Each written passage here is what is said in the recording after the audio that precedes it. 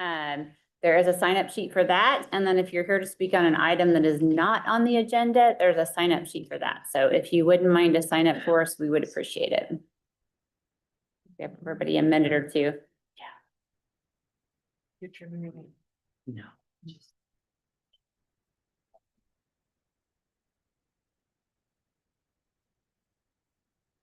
Happy New Year, everybody. Happy New Year. You. I hadn't seen y'all. Good to see y'all on the table.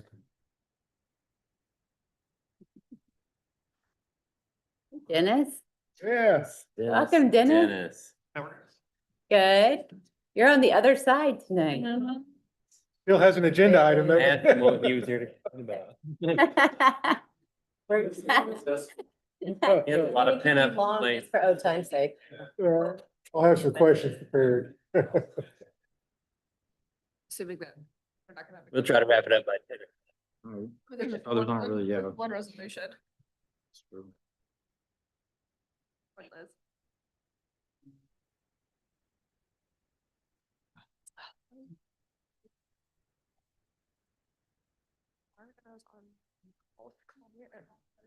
All this baby goes off. I'm like, what happened? I was like, my, I don't know, like, Lauren. Chris, there will be two items then. Oh, okay. Sounds good. Nothing Like, are you to go- discuss. Typically.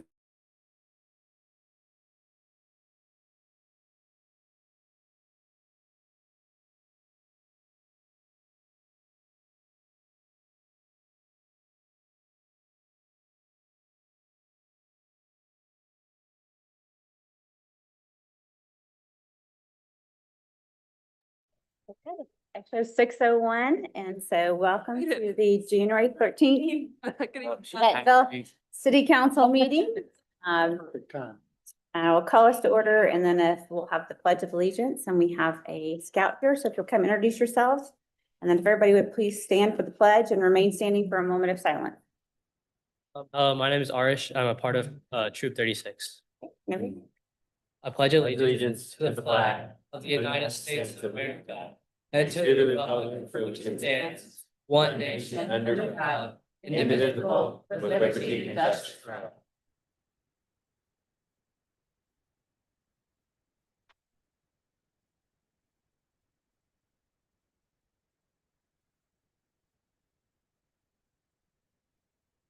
Thank you. Roll call, please. Sanchez, Patterson, Here. Acree, Present. Seba, Here. Suter, Here. Richardson, Here. Burkhart, Here. Hook. Here. A motion to approve the minutes of the December 22nd, 2025. Second. Motion and a second. Roll call, please. Patterson, Yes. Acree, Yes. Seba, Yes. Suter, Yes. Richardson, Yes. Burkhart, Yes. Hook, Yes. Sanchez. Yes. Okay, we'll open the committee of the whole. I will turn it over to Chris, who is your current chair. Okay, so we'll talk about the city council calendar for 2026. Do we have? It was in your agenda. Okay. So we are trying to not print copies. If you all want copies, we will, but it is in there.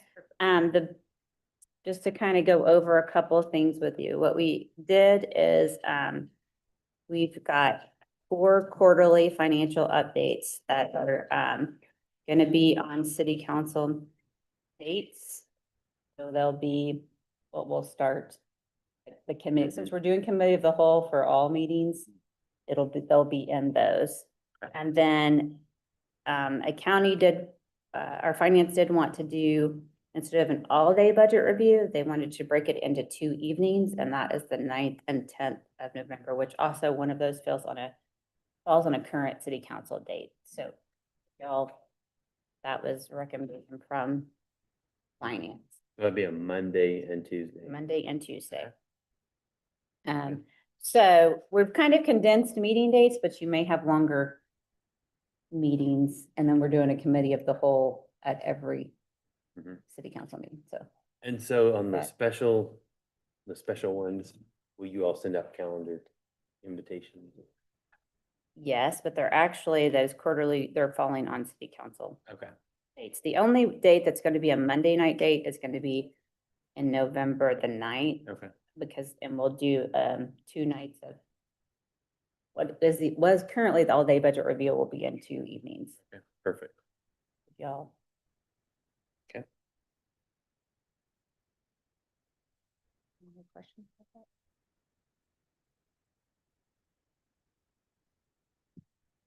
Then did we need to talk about that? So there is one. So we have in the past moved if a city council meeting falls on spring break week. So several, yeah, and so there is a March 24th current city council meeting. Do we want to move that? I will be out of town the week So, of spring break. I'll also be out of town. So would we move it back a week, like the 30? Yeah, I think you are gonna want to do it. Because there's 5 weeks though. Yeah, there's 5, so we would want to move it to the 31st. 31st if you guys are in Mhm. agreement with that. Any opposition to that? No. Okay, Let's do that. I believe that's the only one that we thought there was. Perfect. Perfect. Okay, thank you. Okay, we'll have our annual city council organizational discussion. We have typically everybody's aware of the ordinance that we have governing ourselves. So if there are any changes that you'd like to recommend to that, we certainly can do that at this point. And that is your ordinance, your current ordinance is in agenda. your agenda. Yeah. If you want to, or we could even pull it up there if Yeah, we need to. go ahead and pull it up if you could.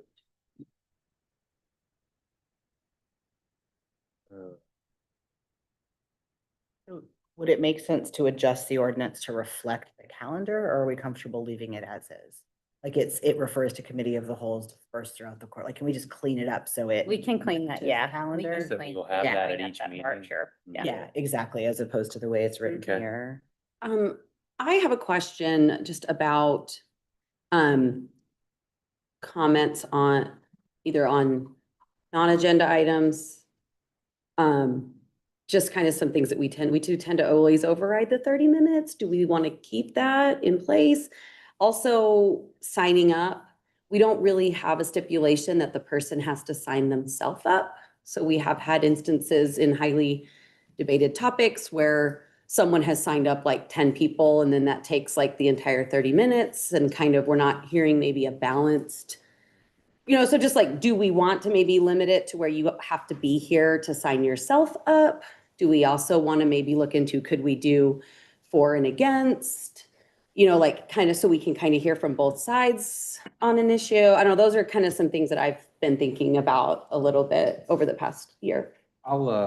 Some thoughts on the for and against. I would highly recommend against asking people what their stance is on the sheet. I think there could be some pretty serious legal issues associated with that. I think if you want to stipulate anything, it would be first come, first serve has been tested time and time again in the courts, and that has completely been upheld. If you want to say it has to be you signing in, I think that would be the appropriate way to go. I mean, we do tend to override our 30 minutes, but like, say if we limit it to 30 minutes and all 30 minutes of those are filled by people with one side of the issue, we're just not maybe hearing, we're not hearing balance. We're not hearing both sides is my concern. I would also ask that it be a resolution that everyone is comfortable upholding time and time again, just for consistency sake. So if you do extend time to allow more people to speak, that way you don't have to not continually, because if you always did it, that'd be one thing. But when we're picking and choosing when to allow to extend the time, that becomes my concern. What if we did like just a thought, 30 minutes with the possibility of 30-minute extension or something like that? 30 minutes. 30-minute, just limit it so that it's not open-ended, like we're gonna be here for 5 hours, but maybe we set some parameters for extensions. I'm also a little concerned about the online Yes. I wonder if we need to stipulate that we're taking in-person comments that are signed up only, because we tend to get through the in-person and then it's like, we're an hour in and so we're done. Mhm. So if you've been online for the whole time, you don't. Yeah, I will say in I don't know here, how it we is a little, in here, it says public comment, says those making public comment shall do so from the podium, which Yeah, would mean you're which- in person. But we do take, so just some clarification and consistency, I think Some- I want So we haven't been following. Aubrey said. We haven't been following that, though, I guess. I don't think, no, and Not at the- honestly, I just noticed it when I was reading through all It does this. say it can be made virtually as well. It does, Yeah. item 6 says they must be On the agenda, it states that you can make it. in the actual agenda, but in this Ordinance, it does. ordinance, it just says this. So we need to clean that up and make it I I have a consistent. too. problem with cutting it off at 30 minutes only because I feel like we have a large group of people here that want to speak and they're sticking to their 3 minutes. I feel like they have a right to address city council, and anytime I was in the legislature, sometimes we were there long hours and hours hearing testimony. I don't think it's. Good with her if they're here. If they're here and person. if they sign themselves up. Yeah, I agree. I think I'm in agreement with that. Require they sign themselves in and prohibit someone from signing in a whole group of And the people only that are- part. And I think Speaking. the address is important too, like That is important. if they're speaking, I will they also live in Bentonville. tell you that if you read this, People that are on project. it is specifically stated in here, if it is an agenda, if it's a non-agenda item at the end, that it is, that they should be a Bentonville resident, but if it is an agenda item, Yeah, it they can, could be. they can a be. developer. from You have here. businesses and other So- people. So that's how it's written, you guys have it currently written for public comment. I guess my only question would be, how are we going to monitor if you sign yourself in? How are we going to know who signs themselves in and who signs someone else? They need the addresses on the sign-in sheet, so you know they're a bit Yes. resident for a non-agenda item. I'm not sure how. I mean, I would like to think if we just tell people that they would abide by that. We just haven't ever communicated that that's, We wouldn't Our have the desire. Same person signing in. multiple Yeah. times. I say, could they sign up maybe at Mallory's desk or something? I mean, she's usually here 2 hours early. I mean, I'm impressed how you're the early. police now. I think you could just put it in there and it's a little bit of a Honor system. honor system. like- Could we put it on the agenda notice that non-agenda items for Bentonville residents only? Yes, so we do need to do some cleaning up between what the agenda says and the resolution, because the agenda actually says Bentonville residents can make public comments, and we do allow per the resolution for agenda items, non-residents, and for non-agenda. We'll marry that Only up. residents. So we do need to do some cleaning up, whether it be on the agenda. The agenda needs to mirror the resolution. So we need to clean that up depending on what's decided here tonight. Would hate to tell them when they get here that only if they're from Bentonville can they have speak on a non-agenda. But the published agenda does say Bentonville residents. So it is the more conservative approach is what's on the agenda. It just does not mirror what the resolution states. Can we put the link to the policy on the agenda? That's a good. idea. Just to kind of get everybody It expectation? has other links on it, but It's a good I idea. mean, the best way to disappoint somebody is not know the expectation. And if they click on the link and they read And we'll have. to more get- information, then they're gonna know. I would have to ask, but And we want to get all of what you want in here and then we'll have to write it, bring it back to you and you guys will Yeah, pass it. that's- So are we, Just know that. are we saying then that we're not going to limit comment on agenda items at all? Is that what you're saying? That you do not want comment I still think limited we at need all? the 3 minute limit. I Right. just don't like the idea of not allowing people to speak that have waited, been here, signed in and waited and can't speak. And is there, I mean, can we prioritize Bentonville residents to speak? I think First, there is should that be, either they what should the- have relevant businesses here or have some direct relationship here. I don't think we need to hear people from other cities come in and tell us how to run our city. I'd be comfortable if they provided an address at sign-in that was either where they work or do business, because I Mhm. can think of an That would enormous help. number of examples where business owners in Bentonville. I agree, run because they have a businesses. relevant. Yeah, I think what we're trying to mitigate is, well, I live in St. Louis and I happen to be in town and I care about an issue on your agenda and I just wanted to come and make a comment. Mhm. That's a what. we're trying to national issue. mitigate. Yeah, or a national issue, exactly. So if we could maybe look at language that says something about live or do business in and are able to provide an address. Or so defer to Nick on the And right. is that for Yeah. agenda items or I think it's non? more specific to be a workout. On agenda. Not Absolutely. for agenda items, and the non-agenda items are only Bentonville I residents. don't right? have any discomfort, just that it would apply universally. I think it's very confusing that only a subset of folks are able to make comment in one period and another in a different So you period. must Just- either it's live or work in confusing. Bentonville. Exactly. Anyone who, I'd like to hear from anyone who lives or works. in Whether Bentonville. agenda or Any- non-agenda? exactly. Yeah. It just feels cleaner. A great majority of the time, we have had 30 minutes, plenty of time. Yeah. Mhm. There has been only a few instances in which we have extended to an hour. And I only remember one time when we went past 1 hour. It was this summer, a little more than 1 hour. We I have to don't- be here. If you have to be You have to be here here, in person. it's gonna mitigate some of that time. Yes, but at the same time, I agree with Cindy in the sense of not stopping from listening to the citizens who have come to address us. So either we put a very, very wide limit, like an hour and a half or so, or the possibility of extending those 30 minutes 2 times for up to 1.5 hours. So I you, just don't want Yeah, if we're gonna always move past it, then it's like us doing variances. Let's just get rid of the thing that always causes the variance and, Have to vote on it. and we just. So I think what I, Well, and we also need to decide, because we've done this, and I've gotten some pushback on this. Sometimes we let people go at the beginning of the meeting. Sometimes we make them wait to the end. Again, there's inconsistency. And so I think we need to figure that out. I think we need to be consistent and not be giving Okay. these special treatment to select. Because people get I upset. somewhat disagree. A couple of examples when we've had folks come to give public comment and they've brought small children into chambers. I think it's incredibly appropriate for us to allow them to not sit through a 2 or 3 hour meeting. I also think it's incredibly appropriate for us to encourage the civic participation of the full family. So, if we want to explicitly say these are reasons why, we might want someone to speak first, but it is a lot to ask of residents to sit through a full meeting and speak at the end. But that's only for non-agenda items, so it's not very common. It's that we not, get it's those. not, which is why I'm saying I think the 8 of us have the capacity to discern whether it's an appropriate request to go at the beginning or not. I can't think of a time when it was arbitrary. It was just like, oh, we want you to go first. There was sort of always an extenuating circumstance. Then are we encouraging people to bring their kids to city council? I would love people to bring their kids. to No, there have been times we've approved it and there's times that we haven't, and it does seem actually quite arbitrary a lot of the time to me. And I feel like we're picking winners and not, not necessarily being fair. If we say we used to not have non-agenda item comments at all. I'm glad we do now, but I think it needs to be applied fairly. Anyone that wants to come at the end of a meeting can speak at the end of a meeting. I personally don't think we should choose who we think arbitrarily deserves to not have to wait till the end of the meeting. so we are more in the line of removing the limit. Yes. It is good, because sometimes I'm thinking that the first item consumes the 30 minutes and then the next items do not have any time for public input. So It's 30 minutes per item, right? It's always been 30 minutes. 30 minutes per item. no, it's 30 minutes. 30 minutes, public comment. 30 minutes. Comment. It is not agenda, it is not item specific. That's what they always tell us. You guys always, Let it go. Let it out.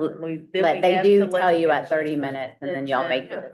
So I think what I've heard is, It up and say, we're not gonna put a time on. I think what I've heard is we don't want the 30-minute time limit, so we'll take that out. We want it to be Bentonville residents or those working in Bentonville. Have a connection here, absolutely. An address, Their address. business or work. Okay, so they can work in Bentonville and Yeah, still have yes. input. I I mean, mean, the spirit of it is that like. they need to be invested in the community somehow. Yes. And we can. Working. I mean, there's a big difference between working in City of Bentonville and. Yes. Residential or work. Something of that general direction. Residential business address, And then they must speak from the podium in person. Is that what we're saying? yes. Yes. I mean, that's what the ordinance says now, Yes. so.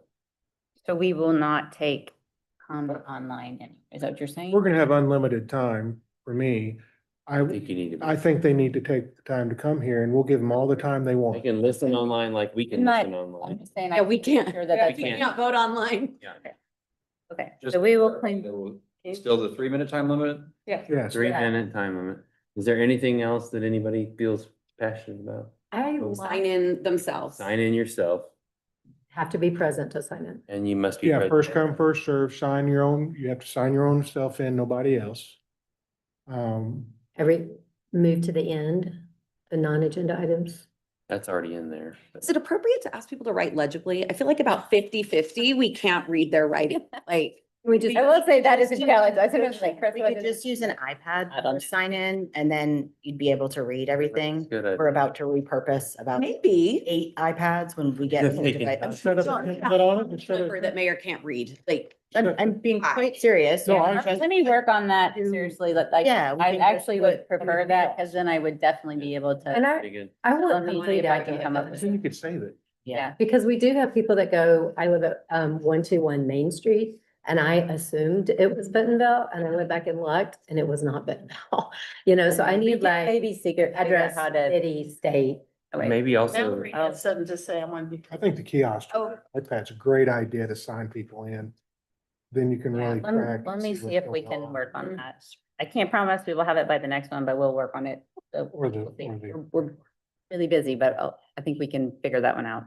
did you have something, What were Mel? you gonna say?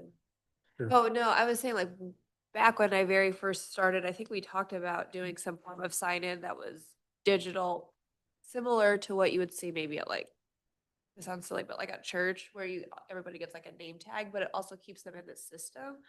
So you know, so if you have repeat offenders or the same person coming in, you would know like, oh, this person actually is from here, and then you can go back in and see who's from Rogers or other areas, but that was a whole conversation and Yeah, I don't know exactly. I think it just, I think at the first, priority list was not, but let me see if I can work on that. They do it. Yeah. It would help me, because I do have, I can't Just read a something break. like- I like the digital sign in now. It'd be good to get their like contact, like I mean, we're email or thinking something. we could always just put a Excel sheet up and then just have them type their name in and then verify with an ID. Let me see if we can work on that. And then also on the agenda, it might be helpful to put that we need them to sign up prior to the meeting starting. Like, it doesn't say, sign up Oh, on before the 6 Excel. o'clock or whatever, or I like. maybe just more details. Start of the meeting. And then give a link to the agenda Hmm. or the policy. Yeah, the policy's a good idea. I Just think link it so, to- Yeah, well, that's a because there great is idea. more detail. All right, anything else on that? I do We like. can revisit it when it comes I back. think planning commission, I've listened to a lot of them. One thing they do really good is keep from repetitive comments.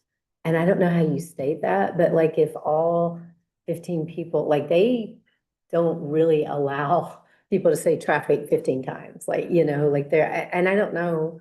I just feel like, We would just remind people to say, if your point has already been made, or someone has already said what you're going to say, please, say something different. How do you do it if it Give us more- continues? So to your point, they have Yeah. to say something and plan. But we can just give The some. flip side to that Just say they is support that. all of our residents deserve to be heard, even if they're restating something. This is a I would public also- government body. I Yeah. don't like it. I don't want to put language in that says you have to say something new. If you have an opinion, I want to hear it. And you have a right to provide it from the podium. So I understand why we'd not like to be here all night, but we're rarely here that late. So it's not a problem, really. I would say that that's also not a content neutral rule because you are restricting what someone can or cannot say, which would be potential constitutional We violation. really haven't done that Done. before, have we? We haven't ever limited. We asked, we asked, but we don't actually. On big topics, but I would be concerned about saying you can't say what you want to say about that matter because that's. Because it's already been, yeah. I think you tell them they can't say, you just remind them, just consider if this has already been said, are you in favor of it, or Just as far as the rules go, I wouldn't make it. I wouldn't make it you a can't rule. Repeat something someone's already said. We don't have that rule currently. Well, we've suggested it before, but it's not really a rule. Anything else? I would like to remind, a few months ago, we had discussed how developers and representative developers could and should be treated from city council members because they kept getting called up and it was being counted as public time. And I understand we're getting rid of the time limit, but I would also request that something be added to the resolution, if you all would be okay with it, that at council's discretion, a developer representative may be called up to be asked questions by the council members, and that is not public comment. wouldn't that be on an agenda item usually? Aren't those It usually would be, yes. agenda items, and I think we've done that.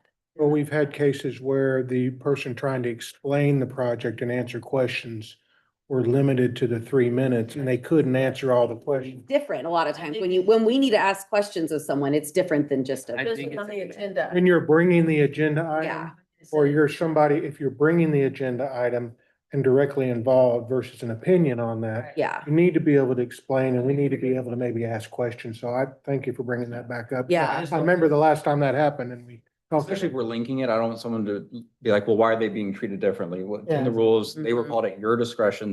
That is a Q&A. That's not a public comment. I would just throw that back out there to remind y'all that we had had that conversation a few months prior. So we need to add something to the resolution to that effect. I would propose it for Mhm. clarity's sake.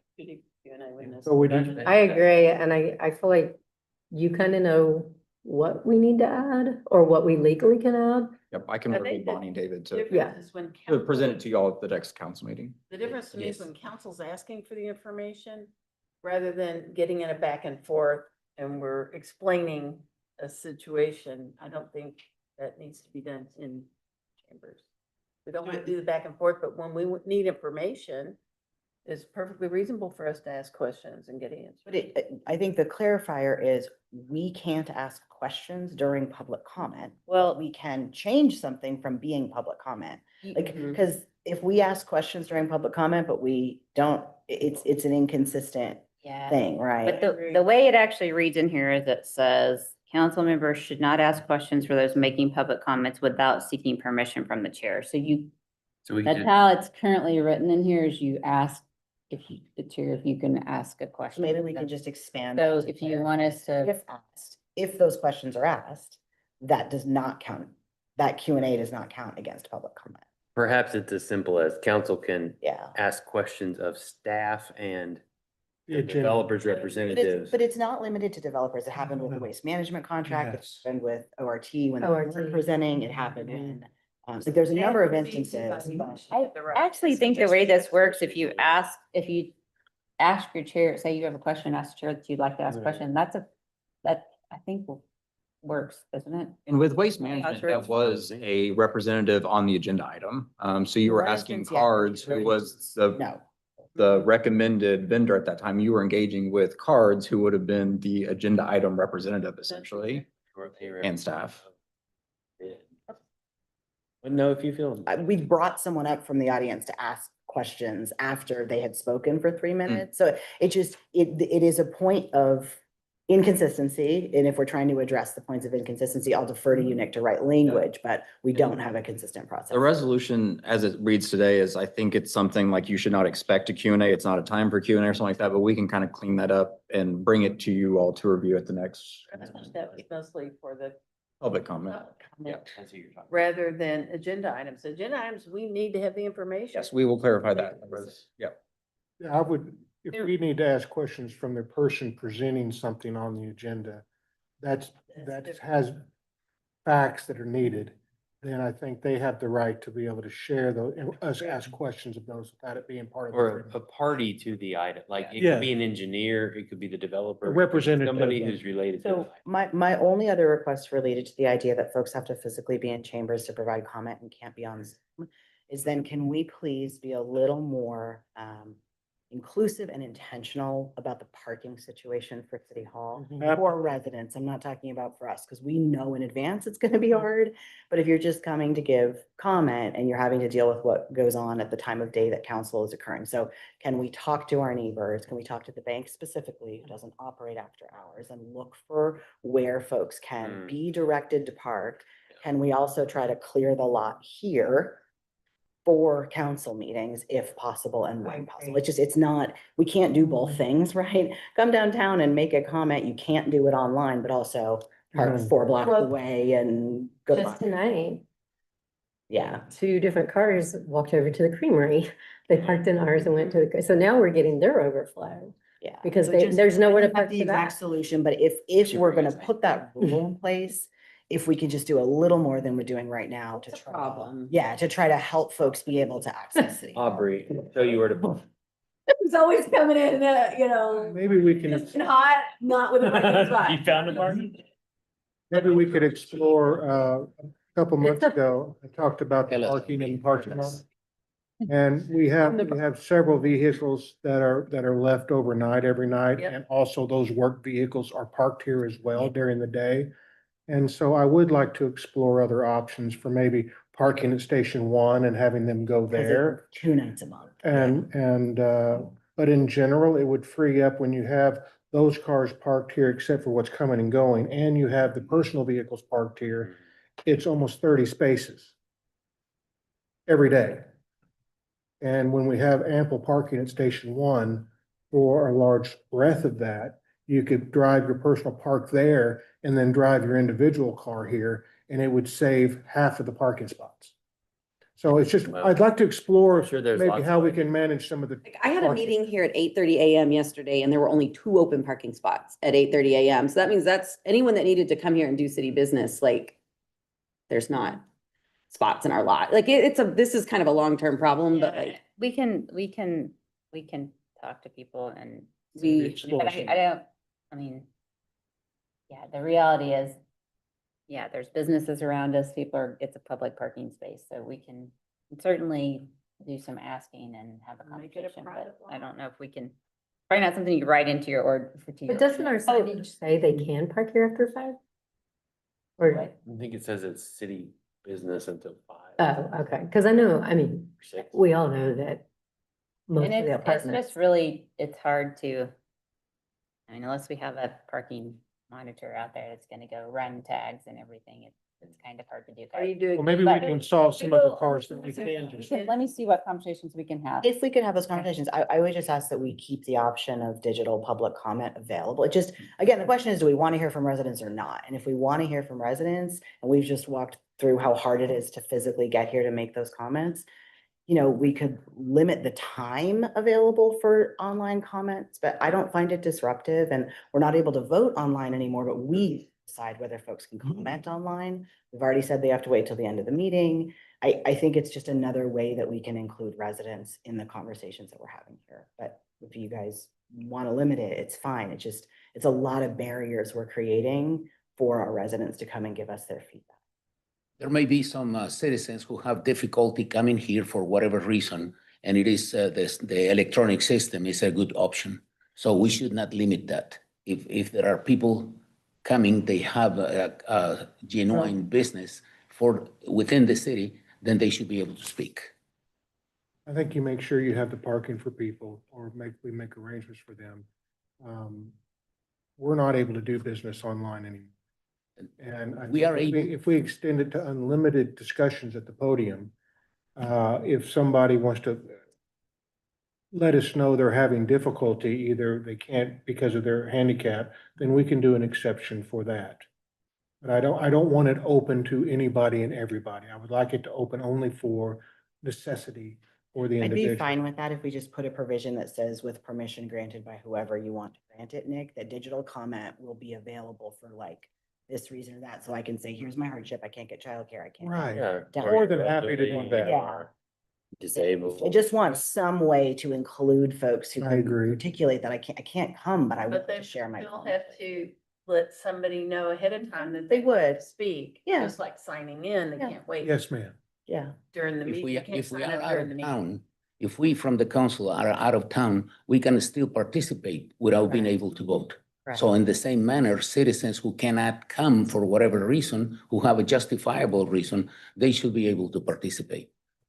Well, and they can also send in a comment to be. That's right. They can do comments anytime they want. So maybe it's like we request you to speak in person, but we are able to accommodate comments in writing to this, whatever, or if you need special accommodation to give comment online. And I think that's. I don't think we're gonna be very like, appropriate. please Not provide be 4 overwhelmed. forms of. Yeah.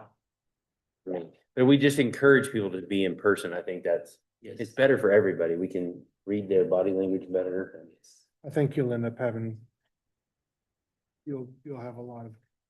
If I you just need- think about managing it, guys, Right. and that's the only thing from Yeah. a city standpoint, and being fair to everybody, and if we miss somebody's request in an email to speak, so we're getting pretty complicated with it. But I think it comes back to what's the goal? And as Mhm. city council, our goal is to make it as easy as possible for as many residents as possible, I think, to engage with all of us. And it's hard right now. So I'm just, if we can't create a system for it, then let's not do it, but we could use, we've used Google Forms when we had folks sign up. The way we did public comment during the COVID period online, we could follow that same process. You could check a little box, here's my reason. happy to work with Michael to help make sure we have the form. I'm not trying to overcomplicate it. I'm actually trying to simplify it for residents to be able to engage with council. And I like getting their comments also. I Or do we like could getting their. say, submit comments in writing, but I do think comments submitted in writing is different than I sent an email. Like there is a difference. That's why folks want to be. Like a letter. To be, Yeah. It's different than an email that Yeah. just gets copied and pasted over and over. And there has to be a reasonable timeline for that. So and it's gotta come into an email, certain email. So we make sure we get it all to you. That's the only thing, it becomes a little bit of a management. I know it doesn't. But it becomes a little bit of a management piece on our end. So you got to give them an exact timeline of when they'd have to have that in, so we can get them distributed to you guys. And so Well, you have to get them. you know what I'm saying? I feel like they don't have. it'd be easier for us if you Right. guys just allow online comments than if we Email. do all that on the back end, to be perfectly honest with you. So we And need to limit it, in my opinion, online. so, Well, it might, if we do allow online comments, it might be good to alternate between in-person and online. So I feel like when we've had online people waiting and waiting Yeah. for 2 hours, then by the time we get to online, it's like they've either hung up or they're exhausted. So how are you gonna time clip that? with But I the don't know, comments? it doesn't seem like they should be. can you, 3 let me ask hours you a into the question, meeting. since we prefer people to come, can you have everybody that's in person speak and then you go to which was, I mean, that's just That's and they fair. just need to understand. I mean, that's how Or we've they done can it. send in their comments ahead of time. Does that make That's how we sense? do it now. That's kind of how we do it now, right? Yeah, so. We could add on the agenda that priority is given to in person, just to set expectation It may, you maybe you would like. I mean, waiting a while. This is Bonnie. I am so sorry to interrupt. no, go ahead. Sorry, but that is actually not how we do it now. We turned the CC comments email off several months ago because with the new FOIA law coming out, people who were emailing comments to the CC comments, that wasn't actually public comment because the public wasn't seeing it. So if we want to turn something back on where the public can send comments via email, we need to do sorry. My suggestion would be that we put a time limit on that they have to have their comments in by a certain time so that we can include those comments in the agenda or make them somehow publicly available so they are actually public comment. Does the agenda software, Bonnie, does it allow for interaction in any way? Like, could a member of the public comment online on the agenda? Like, is there? It does not. Okay. And I'll double check, but I don't think it does. But what you can do is your constituent can contact you as their city council and send their comments to them, and then you can read their comments. So that's a way that, but yes, we did. And it was a bit of a nightmare because people would send in comments right before the meeting and we were trying to make sure y'all had them. So But if, we don't want So to is do that. that- I mean, is that- during some topics, we will get 35 emails. We're not gonna sit here and read every single email. That's what, I think Yeah. you encourage them to come Right. speak in person. If you have a constituent that cannot come in person, then I think they could email you their comments and you could read those. That would make sense to me. I mean, Understand what you're saying. I just want to understand the months. So I'm not getting, if they're emailing and one person and trying to copy the other council members, I'm not getting that anymore. So we. They would have to turn off email- CC comments distro lists, and I believe that has an automatic reply now that points them to you individuals They with can the email word. all of us at once. directly, to send it So directly. they have to email me directly, not make me a copy of one email. No, they could copy all of y'all individually. There's just not one distro list for public comments anymore. Does that make sense? There used to be on the agenda to actually. Not say one your email public that we comments. go, That they go to send all of us an email. yeah, They would have to individually It copy, used to all, go to the email of CC comments at Yes. city council. which was on the Forward them agenda. to us. Yeah. You're asking, is there a distribution list that says city council at Bentonville Yeah, so- AR.gov or whatever? What's on the agenda now? Nothing. Because we turned that off with 2 months, I think, warning to the residents. And then now it has an automatic reply. So used to, I think it was like cc.comments@bentonvilleR.com. Okay. And that was on the agenda. If you want to submit public comments, send it to this email And address. it came to all of us. Yes, that was turned off and now there's an automatic reply. I don't know if there still is, but for several months, there was an automatic reply that said that this is no longer monitored. Here's your city council members, here's their email address, and here's the ward map. So if they want to email you, they can email you. If they want to email all 8 of you, they can individually type in all 8 of your email addresses. Instead of clicking one link and emailing all of us. And that Is was, that what everybody wants? It was because of the FOIA law, because it So they was can for copy public all of us. comment. They can copy all of us the same way this link does, but we can't do the link. We can't do. And we Bill, if I wanted to may stop again- calling it Huh? I think I'm so let- sorry, Bill. I hate that I'm virtual tonight. The purpose of it was not because of their communication with you. It was because of it being called public comment and the new FOIA restrictions around how public comment can work. So if we want to create a city council email where people the can name. email city Just council change the name. members, Yeah. but if it wants to be public comment, it needs to happen in a way that's recorded so that it's FOIAble and compliant with that law.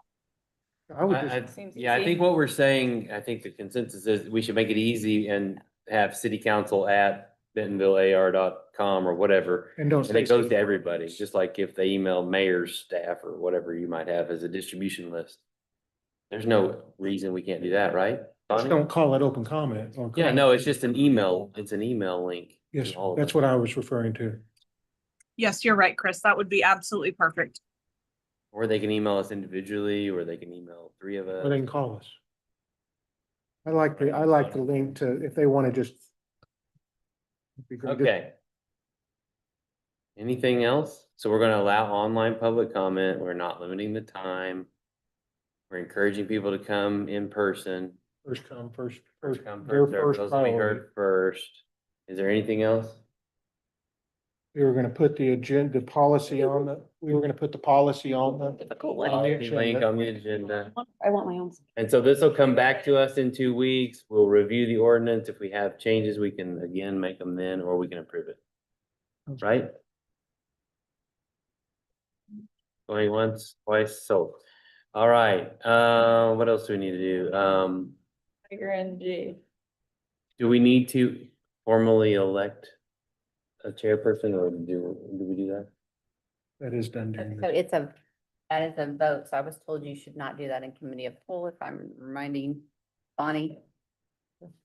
yeah, we don't vote in committee of the whole. We should do that after we open the meeting, okay? So then if there's, Bill, you had a couple items, you wanna I talk did. about those? So next agenda, I don't want to go into it this evening, but the discussion came up during our last conversations about the current impact fees. And there was just, what can we do with them? Should we keep them as they are? Could we suspend them for a period of time? Do we get rid of them?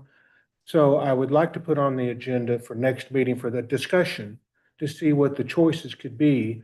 And on the agenda would be a discussion to suspend the current impact fees for a certain period of time, revoke them, or continue it as is. And we have an open discussion about that. And I think it's worthwhile to have that conversation. And I'd like to place that on the agenda, on next meeting agenda. I can get, Any objection to that, or any other comments on that? Went on committee of the whole for discussion. Is that what you want? I would like to have it on an agenda item to approve, suspend, or revoke. I think my preference would be to have it on a committee of the whole first. Well, we can visit about it, right? Yeah, and then like maybe the next meeting, because Yeah. I don't want it to move to a vote that night. Okay. Like if it's in the It's gonna agenda. be difficult. I kind of hear what Holly's saying. It may be difficult if it's like multiple choice, suspend, revoke, whatever. But if we could all come to a consensus, we could either place it They're in on a the committee of agenda that whole. night, or we Okay. could do There, it because of and vote it up or down.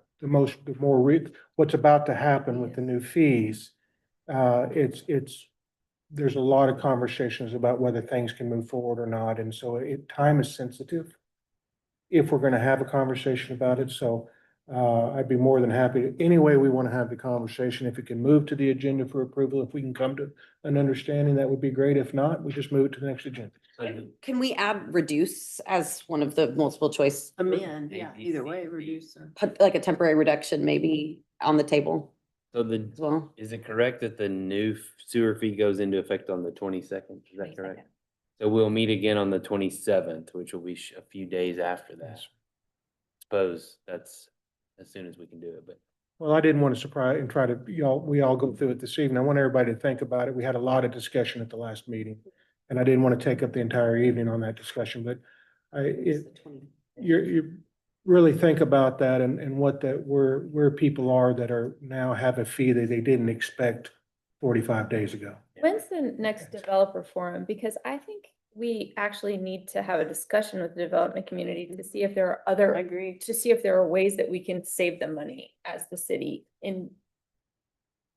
with nothing to do with the back fees. You know, I've heard some ideas from some people that I think may have some merit. When can we? The spring developers forum is scheduled for Friday, April the 10th. Well, is that something that we can? We set the agenda for that or get Still have questions about the a development. different agenda on that besides the typical agenda? Can we actually set the agenda topic items? The developers forum? Yeah. Yes, so that's actually, yeah, I'd be happy to, any agenda items, discussion things that city council, planning commission would like for us to discuss broadly with the development community. I think we could talk through those. If we've heard- Spring and fall developers forum this year, because we're hoping to wrap up Plan Bentonville before then, which has been the focus the last 2 years at these developers forum. I think it allows us to get back to a little bit more open discussion like what we had in the past. And then Tyler, I've already heard some things from developers that I think, is that just would be appropriate to talk to you about? Yeah. And then, Yep, that is as of what, Monday, for if you're not aware, planning team, you know, historically, we've always kind of handled things up until when we get to planning commission.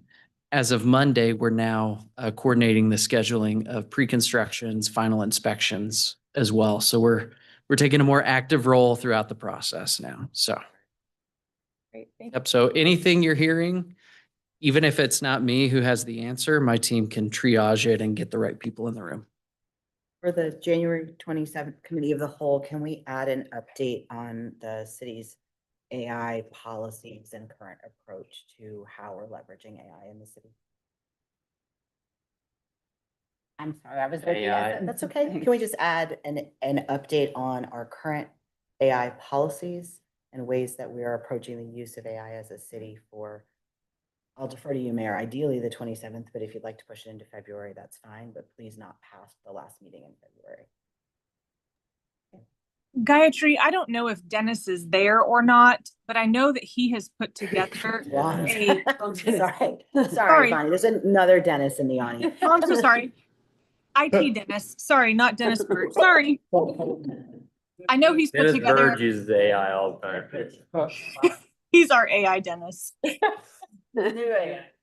I know Oh, that Dennis Dennis is has the- put together an interim policy because legal has reviewed it. He was going to present it at the next AI internal staff meeting. I just don't remember off the top of my head when that is. But I know that he's got something ready, so we should be able to give that to council for review preliminarily. That'd be Anything else, great. Bill? Yes.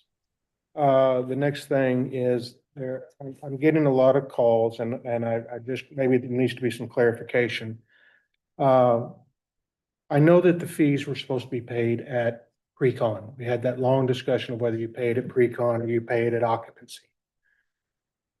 Most people, if you talk in general to the community out there, they thought if you'd gotten through large scale development and you were approved by the body, that you were approved prior to this ordinance going into effect, that you didn't have to pay the fees. That's not the case that I'm hearing today. That if you haven't made it to pre-con, which is not a defined time frame, if you haven't made it to pre-con, you have to pay the capacity fees. And what I know I heard in the meetings, or for me, and what was being talked, hey, as long as you've got large scale development approval, you're good to go. You're not going to have to pay the capacity fees. Well, 2 calls today trying to hurry up and rush to get to pre-con because it is, no, if you haven't made it to pre-con yet, and then you have to pay the fees. And so there's a lot of misunderstanding out there and people are panicking. And it's a big deal when you think about 60 days ago, this wasn't a thing. And your projects are already approved and your funding is already done. And all of a sudden, even though you've got approval, you now have to pay the fees. And getting to pre-con is not a defined time frame because there's a lot of factors in there, some subjective, some not. And it's a difficult process. So some of those getting to pre-con could take months. And so you could have had approval way back before we even. So I just trying to understand, I thought we were going to grandfather those that have gotten large scale development approval, but people are rushing around trying to get a pre-con, which there's no way it's going to happen. I don't know, Tyler, do you want to come speak? And Preston's online too to answer some of that nuance. I will speak though for water sewer team. I spoke with them earlier today. I know that they are aware of and tracking every project that is in that limbo stage you're talking about, has planning commission approval, hasn't gone to pre-con yet, and they're actively working with people to try to get them to pre-con prior to that date on the 22nd. Not under the current ways that we treat pre-con, and I appreciate you running into a one-stop mart, which is going to help. And there's no way you're going to take 13, 16 projects, whatever it is, and get them to pre-con with our current processes by the 22nd. You're going to have to skip a bunch of things, and I don't think it's fair to them. I don't think this, we have grandfathered every time we've done this before. We have grandfathered things that were already approved.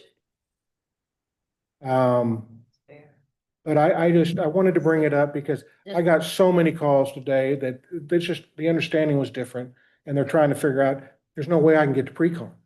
And everybody, we had a lot of missing people on corporate side and during the holidays. So all of a sudden, how does staff even cram this in? Even if you add every day to a pre-con process, how are you going to get all that done? I just don't think it's possible. So listen, this whole thing's been a lot to one specific industry that's carrying a lot of burden. And this wasn't expected.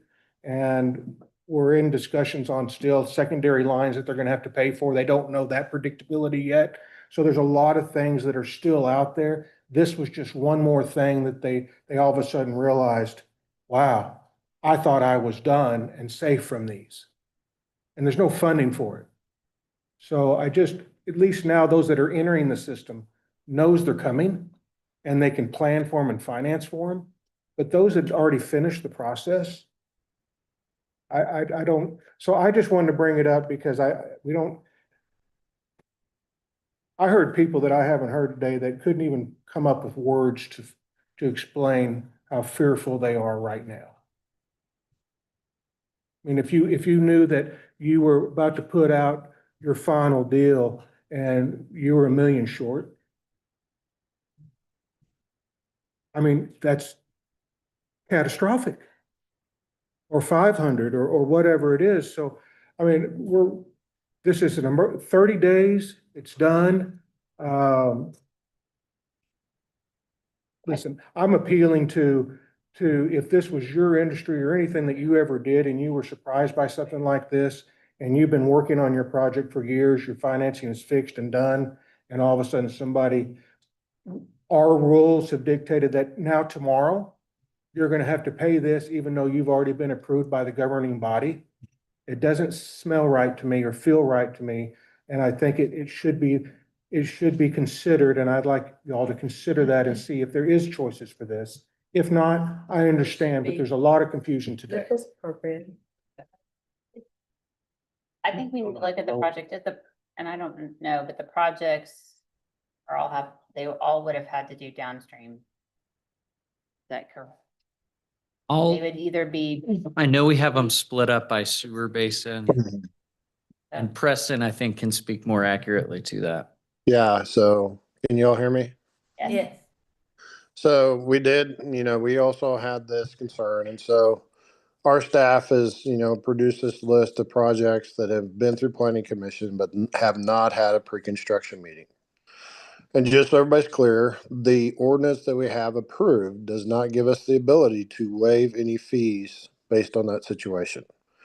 The fees in the ordinance was developed and written in a manner that at the time of scheduling a pre-construction meeting after the ordinance takes effect, they would have to pay the wastewater development fee. There isn't any verbiage in that that allows us to go away from that. But we have been reaching out to developments. We have been actively trying to encourage and to help and to assist all those that are close or that can get to a pre-construction meeting by the deadline, get to the deadline and so, or get to a pre-construction meeting because we knew this would be a concern. The projects that are there that have been through planning commission that could have a pre-construction meeting have already been evaluated and analyzed that their wastewater flow would be accommodated by our existing sewer system. So that's the list of, I think it's 13 or 14 developments that are in the works currently. And so we as staff, and I think a lot of folks have seen the emails, have worked countless hours trying to accommodate developments to get them to that point. And we will continue to do that for any development that's actively trying to get to that point because we know it is a concern, we know it is an issue. And so that's our commitment, is that we will continue to work with them, try to meet the requirements. ADH can be a big hurdle, but we have the delegated ADH review. If there's less than 2,000 feet of public infrastructure being installed on a large scale, we do that ADH review in-house. So if we get comments satisfied, designs complete, we have an internal staff, city engineer that reviews those and then produces that ADH, that delegated ADH approval letter. So that also helps that process. And so we are actively doing everything we can based on this current situation that Bill's bringing up because we knew, we had the concern too. And so that's why Joey and his team and Bo were trying to develop and sending emails and reaching out to those developments. I think it was like last week. So, and they're trying to do everything they can. I know Tracy's getting calls, trying to schedule pre-cons. I know the schedule's filling up. So we're doing everything that we can to accommodate that situation. Preston, I appreciate that. I have to admit, when I read the ordinance, I was concerned about the payment time. And I didn't realize that there wasn't a grandfather in of anybody that reached a certain point. We were focusing on the cost to the developer and the ultimate homeowners because we're paying it up front and carrying that cost. So none of the discussion was that, even though you've got large scale development, because we're placing the payment at pre-con, if you haven't hit that pre-con, you're paying it. So I wasn't aware of that myself, and I don't think some people were. And No, we need to go through the projects. I know I've personally been working with developments that knew the deadline and we are doing everything to get in there. So I do think everybody I've dealt with, it was communicated to, but I don't know. So we need to have some. Yeah. We can always amend the ordinance. We need to go. So back. another Well, I thing, don't think we can't. I don't know, but another thing we need to keep in mind is that the development fee and the timing of the development fee was also meet the requirements of the revenue bond. And so there's that piece of it also. So, we need to be careful on what we're going to do on, pushing or pausing any of those development fees because, the number of those added ERUs were used as to a way to create the financial model in order to get the revenue bond presented to the city. So please just Preston, think. can I ask you a question? And Yeah. I understand all that. Sure. I only want to speak from personal experience and not throw in third parties, but the pre-construction process from planning to pre-con is somewhat of a subjective timeframe. It's not a defined timeframe. There's people that have been in pre-con quite a while, isn't there? So there are developments, and you're right, there's not a predefined schedule from planning commission to a pre-construction meeting because we don't know the timing based on the complexity of the size of the project or the urgency based on the developer and the consultant that's designing that. You know, Well, there's so there, people that have- there are situations where, there's comments in track it and there's a request for, maybe a traffic study, maybe it's a drainage plan, maybe it's an electrical layout. A lot of those things those requests are out there for several weeks. And so we don't have that, specific time frame from planning commission to pre-construction meeting because they're all different. And you know this, I'm not telling you anything. Yes, and there are developers that have been in the pre-con well before this came up for a vote. Waiting on a pre-con, is that? No, I don't know anybody's waiting on a pre-con based on having everything satisfied, because I know there's still times and dates available. No, but they've been in the process of trying to get to pre-con and they've been past planning for longer than we've had this ordinance in review. If they haven't been scheduled a Publicly. pre-construction meeting, is because they haven't met the requirements by each department to be approved for a pre-construction meeting. And during these pre-construction meetings, when we're trying to get a pre-con, there is some discrepancy on what preliminary plans mean and other things that seem to be causing some delays in the pre-con. Listen, I can go through all of the process issues that we're having. Yeah, but are you specifically talking to building plans or civil site plans? Well, Because civil I've been site at- plans are pretty, Since I came in and had the discussion of what a preliminary plan really means, you've had several of those conversations since, besides myself. And so if you don't know really what is being demanded, then it causes delays. That's not always on the developer's side. And so, listen, I'll leave this. I don't need to get in this anymore. I just think. I think it's a good conversation though, but there's also, as you know, there's a specific checklist that you have to meet these items on this checklist in order to qualify for a pre-construction. Yes, but your hurdles are higher than the checklist, as you know. Very intentional and tried to be very consistent on the requirements for a pre-construction meeting. That Tracy does a very good job making sure everybody understands and knows those things that have been satisfied and those things that have not. And she works really, really hard to make sure everybody's, knows. Well, if you can define to me, even at one of your meetings recently, what preliminary plans mean, so you can check it off in your box, you let me know, because y'all couldn't let me know when I did a pre-con. So are you talking, and I'm confused. It's the checklist for the It's, pre-con. are you understand. talking the preliminary building plans Building approval? Is that what you're talking about, Bill? It's the building plans. No, it's preliminary plans is the way it reads, and nobody knows why it's required or what is required, and it drags on because then you say, well, do you want building permit plans? Yeah. And so listen, it's all about, there's a lot of projects that have been longer than we've been discussing this that are being caught off guard and have to pay this fee. They also have to extend the lines if they're short already. So they still have that on their books and planned on, but now they have this and they weren't expecting it. It's a legitimate item that has been brought up to me more than once, and I just wanted to share. If y'all haven't heard this, I wanted to share this with y'all. I have heard the confusion around the preliminary building plan, but not a preliminary site civil plan. That's why I was asking if you're hearing about civil site preliminary or building preliminary plans. I'm just talking about there's issues in the process, whether it's preliminary plan or so. There's things that have caused the process to go an extended period of time, possibly more than people have even known about this fee or when it was actually published. Yeah, I understand. And so that's why we're working really hard with all those entities to try to get them to that finish line. Yep. I have a question regarding the language of the ordinance. I don't have it in front of me, so. When we said they had 30 days before it takes effect. Right. Did we anywhere in there say you have 30 days to schedule your pre-con meeting or anything of that nature? And did you have the capacity to take and schedule any of those meetings for whoever applied for them within those 30 days? Over all the holidays. Oh, yeah. We passed it, then we all went on holiday, including many here. 2 or 3 weeks Well, was uneventful. I think we can commit that if these 13 or 14 projects meet all the requirements for a pre-construction meeting, we'll fit them in. I understand, President, I'm just concerned about those that have passed, that were taking their time going through the process, that this is a complete surprise. And there's no way they're gonna get with you full up on the 13th, gonna get to pre-con by the 22nd. And they're already passed. I just don't, they're not gonna make it. Yeah, and so- I hope you're wrong, but we're gonna do everything we can to try to make that not a correct statement. So we're gonna do what we can.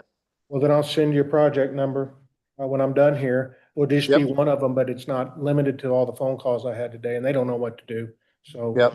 Yep. Please send us the information. We can't respond to anything we don't know about. I don't know if I can share really the what this can do to people right now in the immediate future. Okay, the last thing I had is I would like to review, and I talked to Tyler about that at the next meeting, but in between now and then, I'd like to review the early build program and see if we can't revise that process slightly to make it actually, not that it's not working, but maybe we can facilitate a better process for that to where it can do some good. Yep, absolutely. Thank you. Yep. That's all I had, Trent. Well, I don't know if we're gonna do anything about it. Anything, any other comment? Okay, we have one more item, Tiger and Northwest G Street drainage options. So so is anybody I guess nobody wants to talk about whether we should try to do a grandfather amend, or we're just saying we can't amend that at all? I think that's a legal question. My understanding is. Can we have recommendations brought back at the meeting on the 27th? Like option A, option B, option C, because I think what's challenging, and Bill, I really appreciate you raising it, is that there's no solutions for it. So if we could just get a few options of what we could do, I would support making an amendment to grandfather in those projects because it is confusing and it is unfair. Preston, I heard you about the financial implications of that, but I think there's also what our community is experiencing, given that now any project that comes forward, everybody knows that's the case. But the surprise element of it is really hard, Bill, to your point in planning. I don't know what our options are. I don't know what the implications of those options would be, but if we could have them to not only discuss next meeting, but potentially take We can get action you a on, legal opinion. that would be great. That would be great. Thank Thank you. Thank you. Thank you. Right, Northwest Tiger and G, several months ago, I think it was during the budget review process even, so it's probably back before mid-December. There was a request made to do a look at the Tiger and G project in phases. Bill, you had suggested some pipe locations that would make good sense to be part of phase one. We approached Olson about that. They've done some reviews and some budgets. They've come back, they've got information. I'm not going to try to interpret it. I'm going to let them get up and explain it. And they'll, instead of me getting a question and sending it to them and coming back to the next meeting, we may actually be able to get through it all at once. I So like that. I'm not exactly sure who's starting, but I'll let them introduce themselves as they come up. And don't forget to ask Dennis questions. Thank you for bringing it and bringing it to this point. Lee's gonna talk. There I you just go. want to say we narrowed down our slides to about 300 for you. Great. We're gonna try to keep this short and informative. My name is Lee Bashoner. I'm the group lead for water resources for Olson in Arkansas. So oversee a lot of the drainage improvement projects and flooding concerns and those types of activities. I've got Becca Perez is one of our younger engineers with me as well. Just to kind of go through, we were asked to kind of summarize what all we looked at. We know there were some various questions about could we piecemeal this? And we've got some high level answers from looking at that, just to provide information for y'all, how y'all want to proceed. I will say, if you do have specific questions for, hard questions, I'm going to default. So if you, oh, sure. Do it. All right. So I'm going to, there we go. All right. I can figure out technology. I apologize. Long day. So just a little bit, I think everybody knows where we're talking about. We're talking about Northwest Tiger Boulevard and G Street. As a whole, this was a part of a 21 bond program project. During heavy rain, you get a lot of nuisance flooding, a lot of drainage issues. This is primarily simply due to either limited or undersized storm sewer or just no storm sewer at all. You also get a lot of what I would call overland flooding. Basically, when the rain hits the ground, it's going to follow its path of least resistance till it can get to a road, a drainage course of some sort, and further downstream. And so From looking at that, we took the original project, the city came to us with questions about, could we split this apart? And what would that look like? And so we looked at ultimately two options, and then the third option is really the whole project as a whole.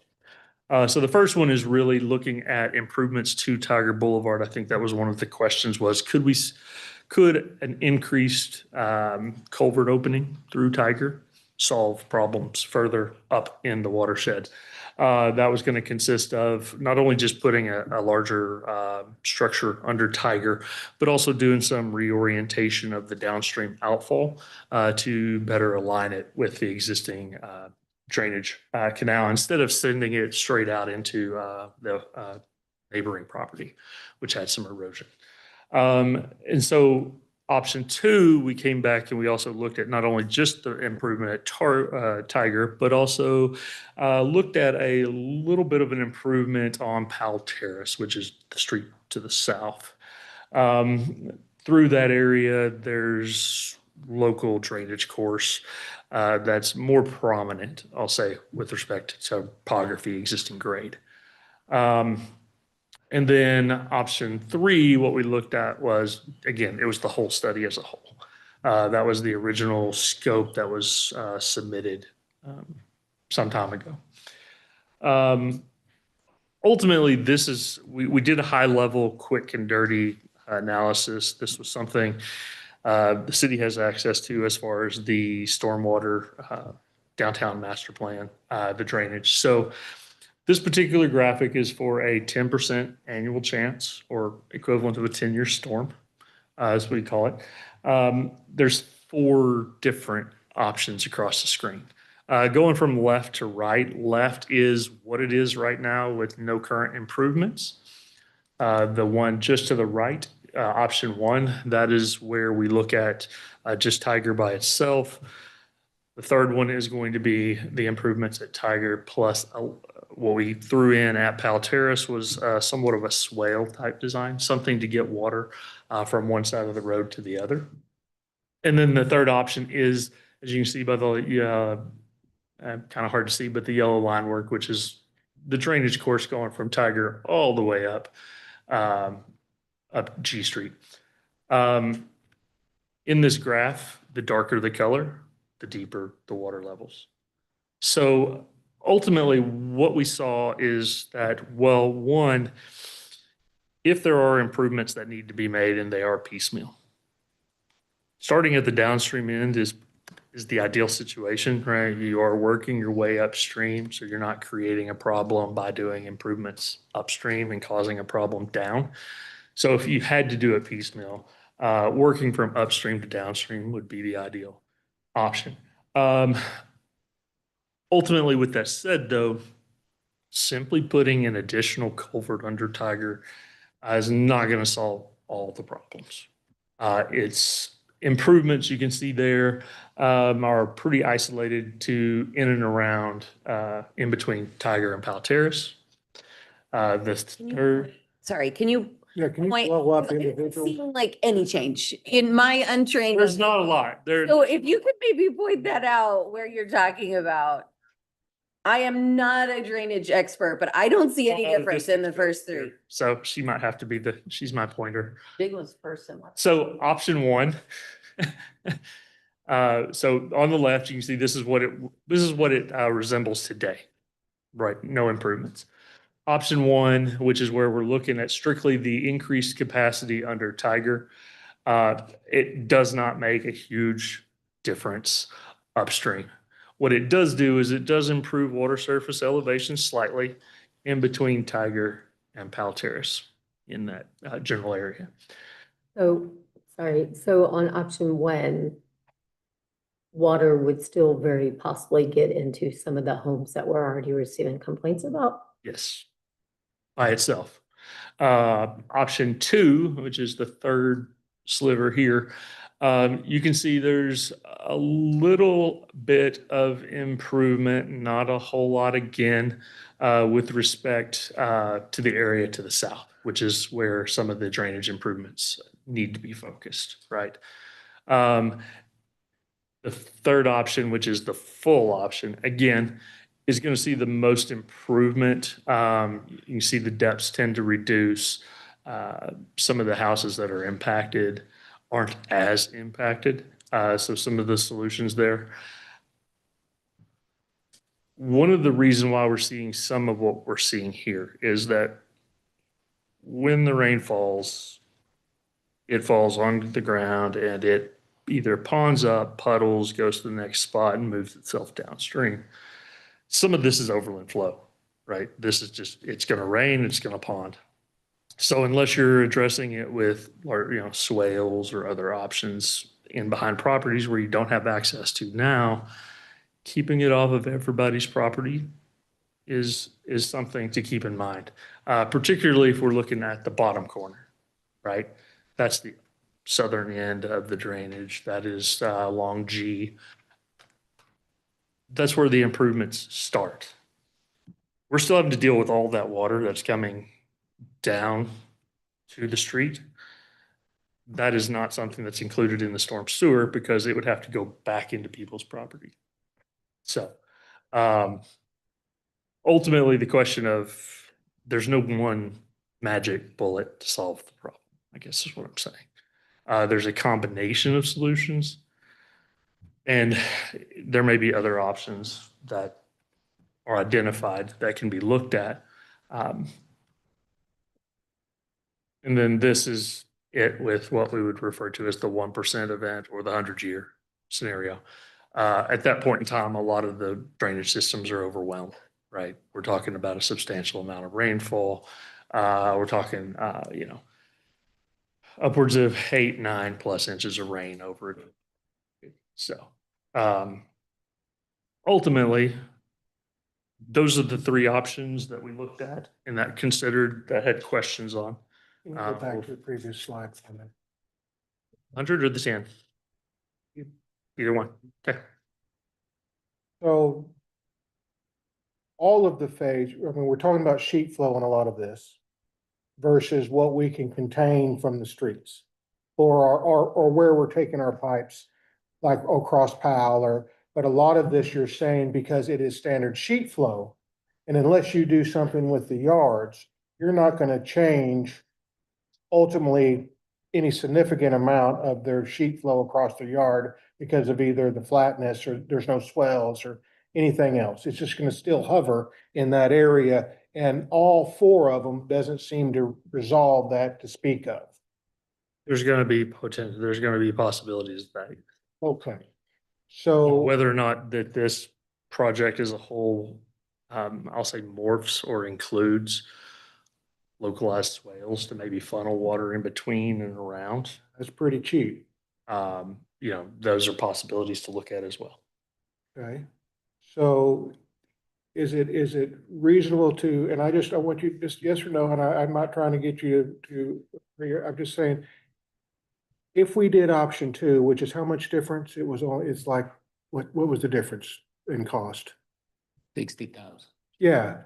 So getting across Powell right there, and you've increased capacity. What's your idea of increasing the pass capacity under Tiger Boulevard? Double, triple, what is it? I mean, what are you using in this scenario in option 1, your pipe change, your capacity change? I don't remember. I mean, are you putting a 4x6 box culvert under there? Are you significantly increasing that movement, or are we constricting it still? Sorry, to what? So basically we would be increasing what's there to a 60-inch pipe. And that's a Tiger. Yes. Okay. If you increase that to a box culvert, what would that do? Would it be significantly get that drained off a little faster and allow more capacity? I mean, it's possible. Okay. So, and if you got to Powell, what do you have across Powell? And Powell is limited in the conditions surrounding.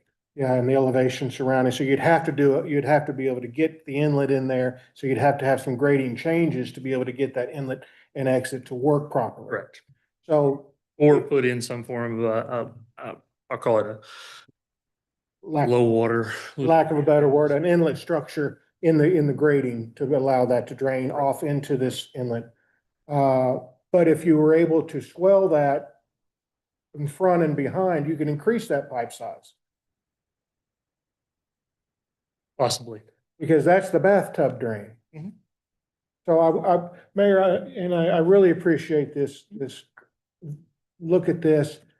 If the 60-inch doesn't do it, because I don't see the bathtub emptying much. Yeah. Under Tiger Boulevard, which you think if you're deep enough, because the other side's pretty deep. And if you're realigning to the channel basin, Mhm. you've got 8 feet, 10 feet to deal with. So you're not limited on what you can do there. So I would hate to withdraw hold back any capacity, because from there, you're pretty free flowing downhill. It's pretty established channel, if I'm not mistaken. I would like to, since I don't see, except for the fourth, which you didn't change the pipe, what did you do differently under the pipe in Tiger on the fourth one versus the previous two? Nothing. The thing that's really catching it is it's catching some of the water upstream and it's sending it down the pipe network, the subsurface drainage network that's being put in. Because you brought the inlet structures, but that's street water. Correct. You're not moving any of the sheet flow. That's why it still gathers around all the houses. Okay. See the yellow line where the pipe runs all the way through here. Right. Mhm. So we're basically taking water from certain spots, putting it underground, draining it out. You're bringing it around down Tiger instead of Yes. collecting in that basin. So, Yep. but there is options through swells to try to help drain that in block, center block, and get it across Powell. There's maybe, yeah, there's options, but there may be easement issues or Correct. those I kind would of agree with things. Well, then we can go to the homeowners and say, the only way we can fix this, if you want, is we have to put a swell back here. You either we have to have the easement from you, Mhm. or we don't. I think what this design does is keeps you in your right of way. Yeah. Going after Well, additional I easements. don't know how you're gonna change, the sheet flow doesn't really change in that inside block there to speak of. On options 1 and options 2, we spend $500,000 and we get nothing. But we get halfway there. We get nothing. In my opinion, the first 3 diagrams are essentially the same. We don't have money for any of them right now, so if we don't get started on a piecemeal, at least we're heading down the right direction. What I'm saying is that even if we put $500,000 today on those option 1 and option 2, even if it is a partial, conducive to the full solution, those $500,000 is not gonna represent much benefit to the citizens of that area, to the It rest. does, because when you're ultimately finished with this total project, you're already halfway down it, and you're not postponing it for a year. How much money do we have in the 21 bond funds left to do this project? Bill, let me complete my comment. So in my opinion, those options 1 and options 2 by themselves are irrelevant, are nothing. Option 3 provides a little benefit, but even then it's incomplete. There is quite a significant difference between nothing and option 3, but at a cost of $1 million. I'm asking at this moment, what will it be a solution that will dramatically improve the conditions on the ground over there for those residents? So one thing I wanted to point out is we do have money in the budget. There was general fund money set aside for drainage projects. It was, I believe, $1.5 million. So that was something that is earmarked for this.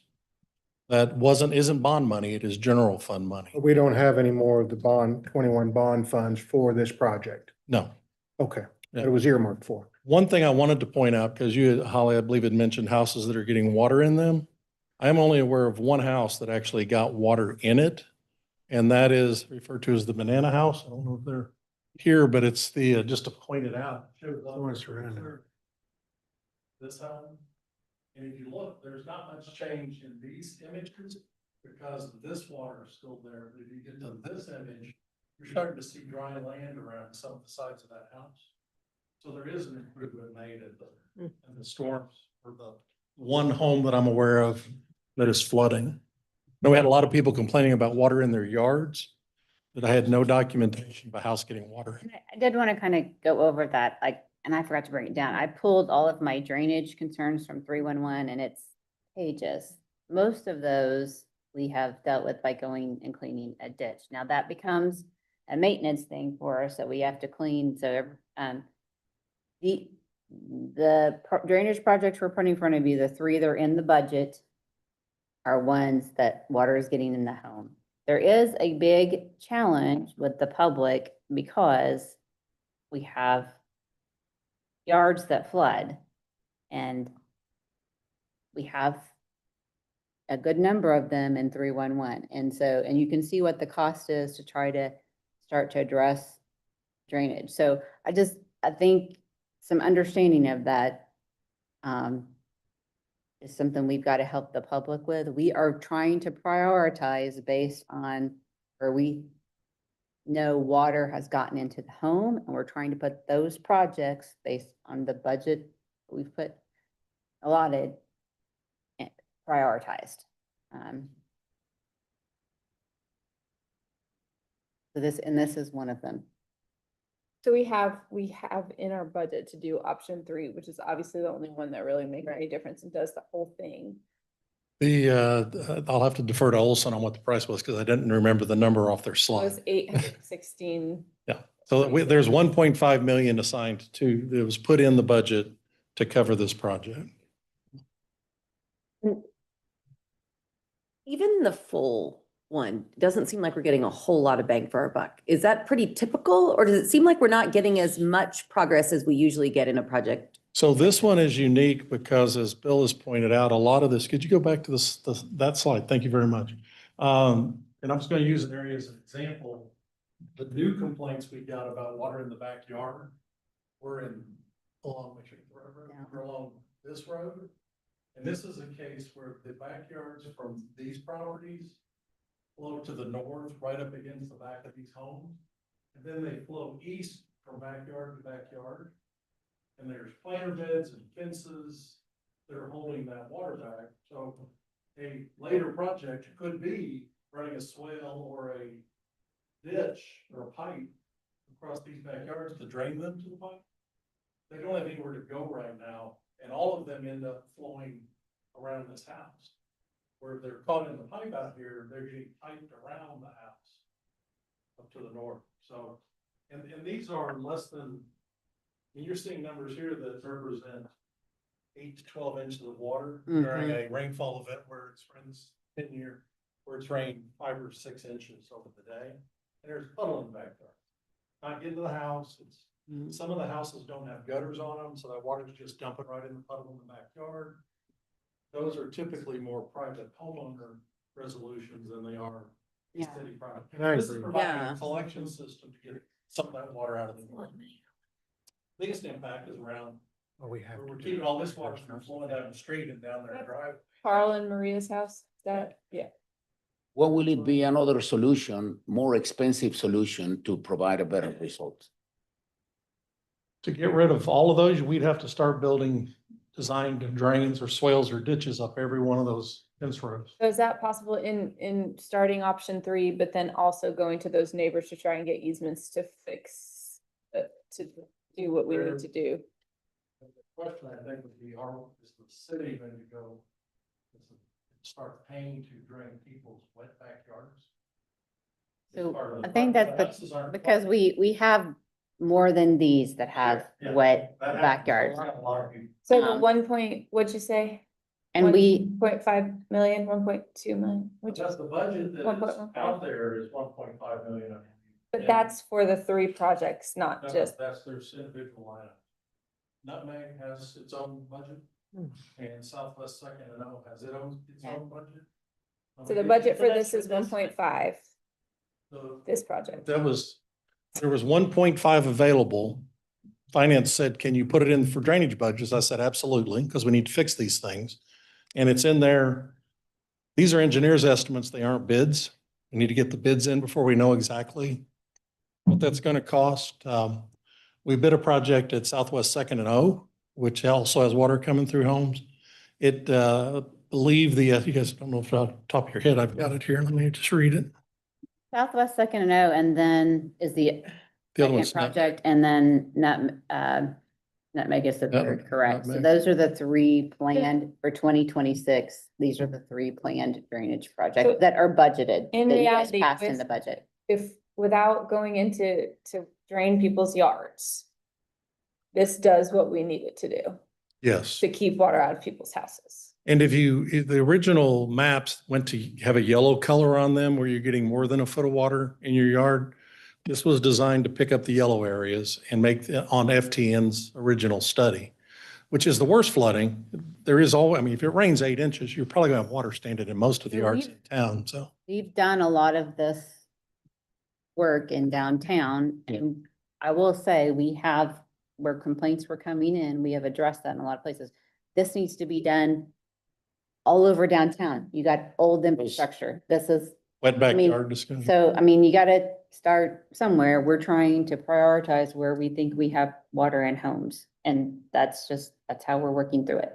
Southwest Second and O, the engineer's estimate was $828,000 bids, and we had 3 bidders. The lowest bid came in at 1.2 million, so it's 44% over budget. We're gonna go back and re-engineer and look for some ways to save some money and try to get back in line with the approved budget. That's great. So we're looking at the same things on Nutmeg too. Real question is, do you piecemeal this, or do you, since we have budget available, go fix the whole thing? My recommendation would be fix the whole thing, but I wanted you to hear from the engineers, so. Sounds good. Okay. Any, I'm all for what I was trying to do, and we've initiated that with the budget by getting the funds for this project. I wanted to make sure, there's no doubt that we have to have the collection system increased under Tiger. There's no doubt of that for anybody. And the road was widened. It already is sending more water off the road than it was previously. And we didn't adjust things, so there's obviously place, if we can afford to do the whole thing when the bids come in, amen.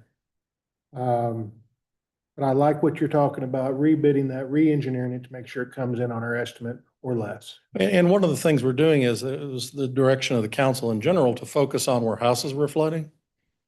That project on Southwest Second and O, there's a section that keeps water out of the homes, and there's a section that gets that water to the bottom of the hill. The section to the bottom of the hill could potentially, and that's where the largest cost was installing that pipe. We may be able to do those kind of things. We do need you guys as a council to understand, and I'm happy to go through all my 311s with you, because I have had probably, I don't know, at least 50 conversations about water in yards. And those are hard conversations, especially when you pull up the flood map and you show them the house is built in a flood, like, and that's why we require it being built 3 foot up. But that does also mean Your yard's. the yard, and that's just. And we have homes that were not That's built 3 foot every up city, because the that's how requirement it's didn't done. even exist back in the Unique to 70s. Bentonville. Every city are having the same conversations. In downtown, the really old infrastructure, we don't have, I mean, but every city has that as well. So we just need to have a plan to address it. And that's what we're doing. Last time we talked about downtown drainage, we talked about how people are filling in their ditches to add parking in front of their houses and how that's exacerbating the problem. Have we looked into that at all? Like what maybe we could do to dig up some of those ditches to solve some of our. Are you looking around me, or are you looking? Well, Tyler, I don't know where Tyler might have left, but we are having that conversation. What we do, it's not that we're against them filling the ditch, but it's what they fill the ditch with. It needs to be. it Because in needs some to cases, allow- they'll put a pipe in. They'll get a right-of-way permit. We'll tell them what size to put in. But it's like if people are filling in ditches and then we're having to use tax dollars to fix drainage issues because they filled in the ditch, like I'm not Yeah, okay the with water that. comes down the ditch and just hits the Yeah. top and it. And Yeah, then, oh, my yard's So- flooding because it didn't go down the ditch. We, In this particular area, there are a few of the houses, there's a neighbor that's a concrete contractor. He apparently went around and gave a lot of people great prices on widening their driveways. In several cases along here where they've widened, like this is one, they've widened the driveway there. Letting the water in, Now the water's stuck in the backyard, where it used to go where the driveway is. down the gutter line, and then they, Yeah, so, and while they probably should have applied for a permit, Mm. that was several years ago. Are we gonna go make him dig up I mean, that's the reality of the things we're trying to deal with and be fair with everybody, right? And help them understand. One last So question. we're doing everything we can. I got one question. Candidly, I think Bill was first. I would, similarly, we go around and I know we do the street assessment, good, bad, or ugly. We do the telephone pole, good, bad, or ugly. We have several assessments that we go around. And as I leave here in any direction, I see collapsed pipes in bar ditches between here and 5 blocks down the street. They're smushed to this level with nothing able to get through. If we were able to clear these ditches just down to the main drainage that we improved, it would get the water out of here. I know we've done that work, but I haven't seen that machine out in a long time. But I can drive, this is the same conversation we had 3 years ago, from here to 102, there's collapsed pipes on both sides of the road, not allowing water through the We ditch. do have a maintenance plan, but like I was saying before, when you look at my 311s, a lot of them are solved by cleaning the ditch. That's another ditch that gets added to this. Well, it's the our maintenance duty to plan. clean So up I our get that, but drainage ditches. that If they're costs- collapsed, we need to fix it. That costs time and money as well, personnel to do that more often is what I'm saying to you. So I just need you guys to understand that, like, we're trying to work through it, but So there was, Bill, it's there was a specific area just north of 10th that had flooding going from Southwest A Street, just south of the fire building. And it was flooding that entire corner and actually backing water up to Thaden. We figured out that there was a metal pipe under the road that was collapsed. We came in and replaced that. There's now an 18-inch equivalent arch pipe under there, and the ditches are cleaned out, and that area is now draining. I appreciate, and listen, I understand that, and I thank you for that. This is my last request, that I think that if we have bar ditches that we need to maintain, this was the same conversation I had 3 to 4 years ago, using that as an example, or down there on 7th Street, or other examples that exist still today, and it should be in a maintenance program, just like our water sewer, just like our roads. we do have a, So, we and do We have have them money in it. budgeted for those, and we prioritize them based on impacts to the neighborhoods. Could I see a priority list of, I'm just saying, our main drag is not done. So I would like to I don't know when it's gonna be done or how we're picking just to go down there and clean up these ditches and pipes. What schedule are they on? When are they gonna be done? How is that managed? I have no idea, because the same ones are the same way. It's not I'm just saying, it's the same way when I drive here every time for council. I say, nope. Well, maybe those places aren't flooding, so they're not on the. We're not getting complaints about them. Well, downtown floods because it's flat and there's nowhere for it to go, and every ditch is necessary to get it to our main canal, which is Trib 2, coming up through there, that we spent $7 million on. I gotta get the water there. And I gotta get it there fairly quickly. Absolutely. And so from having looked at that, the places that are suffering the most, that had been getting flooded before Trib 2 were built, aren't along Southwest A Street. They're over on Southeast 10th, 11th, and 12th. And those are the areas where if you go look at, I believe it's 13th Street, we just cleaned all the ditches over there. That's helped the drainage in people's yards and homes. Great. Those are the areas that are actually in a floodway or floodplain, and they get damaged. There's water still in the yards. Not got reports of any homes getting water in them over there, but those are our first area. The areas that are in the floodplains are the ones we're trying to clean the ditches in first. I just want us to be diligent on a overall maintenance plan of our existing bar ditches. And if there's less than a quarter or an eighth of the pipe existing, or they're filled with dirt, and then it's not working for our overall drainage system, whether it's we need to have a consistent method of making sure that those are in working. Is that something we can budget in the budget maintenance for that? We need to increase our budget for street maintenance because we have more streets than we Yeah. had 3 years ago. There is a maintenance plan. There is a Does it- maintenance plan. Does it get done as often as we would love everyone in to get? Some cases, Probably not based on time and resources, but we can bring some information. back. and we have, we're trying to get some of the larger ones that have issues on the CIP which is some of them are big enough to be a capital project, some of them are maintenance projects. That was for I dramatic mean, effect. long-term, every city is looking at this as well, guys. You have to have funding to do more things. Look at it So that way. so we're trying to prioritize where we have funding in these areas. So the conversation tonight was to show you the 3 projects that we have budgeted, make sure we have consensus so we don't hold these projects up any longer, because our goal is we have a project in that year, we get that project done in that year. So I want to release these guys to move these projects. Savio, I know you, thank you for being patient. I'm sorry. Thank you. Option number 3, obviously, is the one that produces the best result. Yeah. Even then, the amount of water on the south side of Tiger seems to be significant. Is there any option, well, better yet, do you feel satisfied with the solution, or a better, an additional investment will be good to do to put the pipe under Tiger? Because it is a one-time deal. We are not going back to it next year or nothing. Is there anything that can be done in addition to what it is in the plan in order to reduce the amount of water on the south side of Tiger? So absolutely, you could just put a bigger pipe in.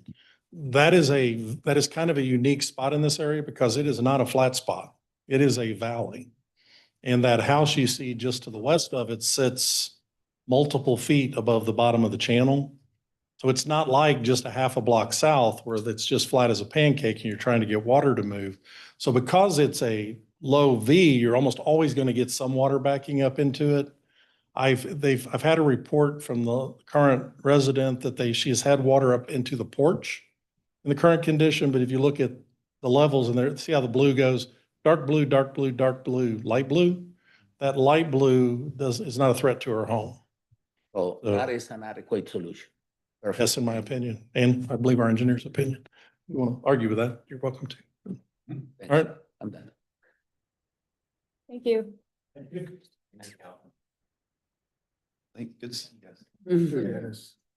All right, I don't think there's enough for a consent agenda. We only have like 1 resolution, so we will close the committee of the whole. Okay, with that, I will open us back up for our new business items. I will say we did have somebody signed up on the drainage of Tiger and G. I will say that is under committee of the whole, and we typically don't take public comment on that. Okay.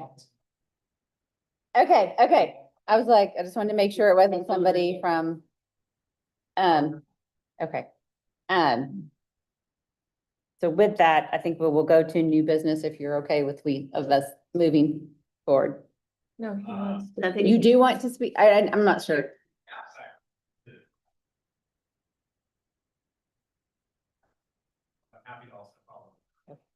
So I will say, I'm learning a little bit about committee of the whole and this item probably should have been under new business discussion. But since we're having a committee with everything, so ideally I would have moved it. I would recommend we allow the public comment for committee of the whole on this one. With the caveat that we'll do that better in the future. Yeah. I mean, committee of the whole, not the council. Did we do a rule change or something? Okay. Sorry. Go ahead. Hi, my name's Evan Schnurr. I live over on Southwest Glover. I have been my wife and I have put some 311 concerns, and your office has been very responsive, as have some of the staff that just walked out. So thank you for that. I would say I fall into that. I don't fall into the house splitting, or to point back to the picture, but I've lived down here 11 years. I fall into the newly flooding yard because of decisions that have been made in the process. And I think that's the frustrating part for my wife and I. It started with a rezoning that was done behind us, where a developer had it rezoned, and I voiced concern in that meeting in 2020. The statement that was made by the committee said, oh, it's a developer, we hold them to higher standards. It won't be an issue, we do that. Great.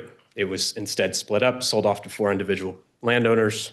They built their homes perfectly fine. They've done all the right things. In 2023, I raised the issue with the city that we had a crushed pipe that actually did drain the ditch. The city engineer came out, took a look at it, said, no, there's never been a pipe there. It's never drained. I've lived there 10 years. It's always drained, but neither here nor there. We've continued this conversation with the city off and on for a few months, years since 2023. So I'm not here expecting a resolution. I would just say as a citizen, the two things that stood out in the previous comment. One, I hear you absolutely. As if my neighbor's houses were flooding, you should prioritize them. But I do think there's a nuance between my yard's flooded for 50 years and my yard started flooding because someone got a right-of-way permit to rip out a culvert behind me because it wasn't on the city plan. I watched him rip the culvert out. It was there. So The drainage ditch. yeah, it's a ditch that runs downhill on Glover, which is right over here near the cemetery.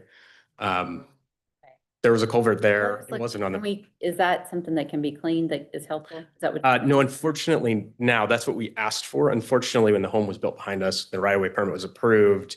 There wasn't a drainage ditch on the GIS. And so the gentleman who approved the right-of-way permit didn't come out and look, said, yes, it's approved. They ripped the culvert out. There's a driveway I there. think it's a single family, so the approval. Yep.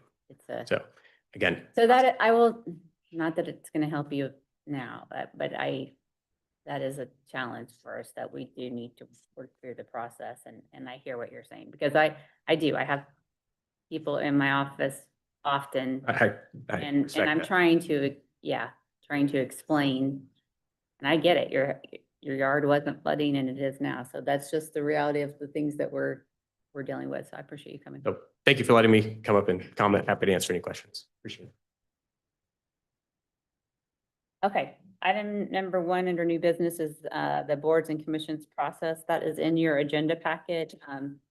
It's really just informational of how we're going to try to be consistent moving forward. It's great. Thank you for including that. Okay, item number 4.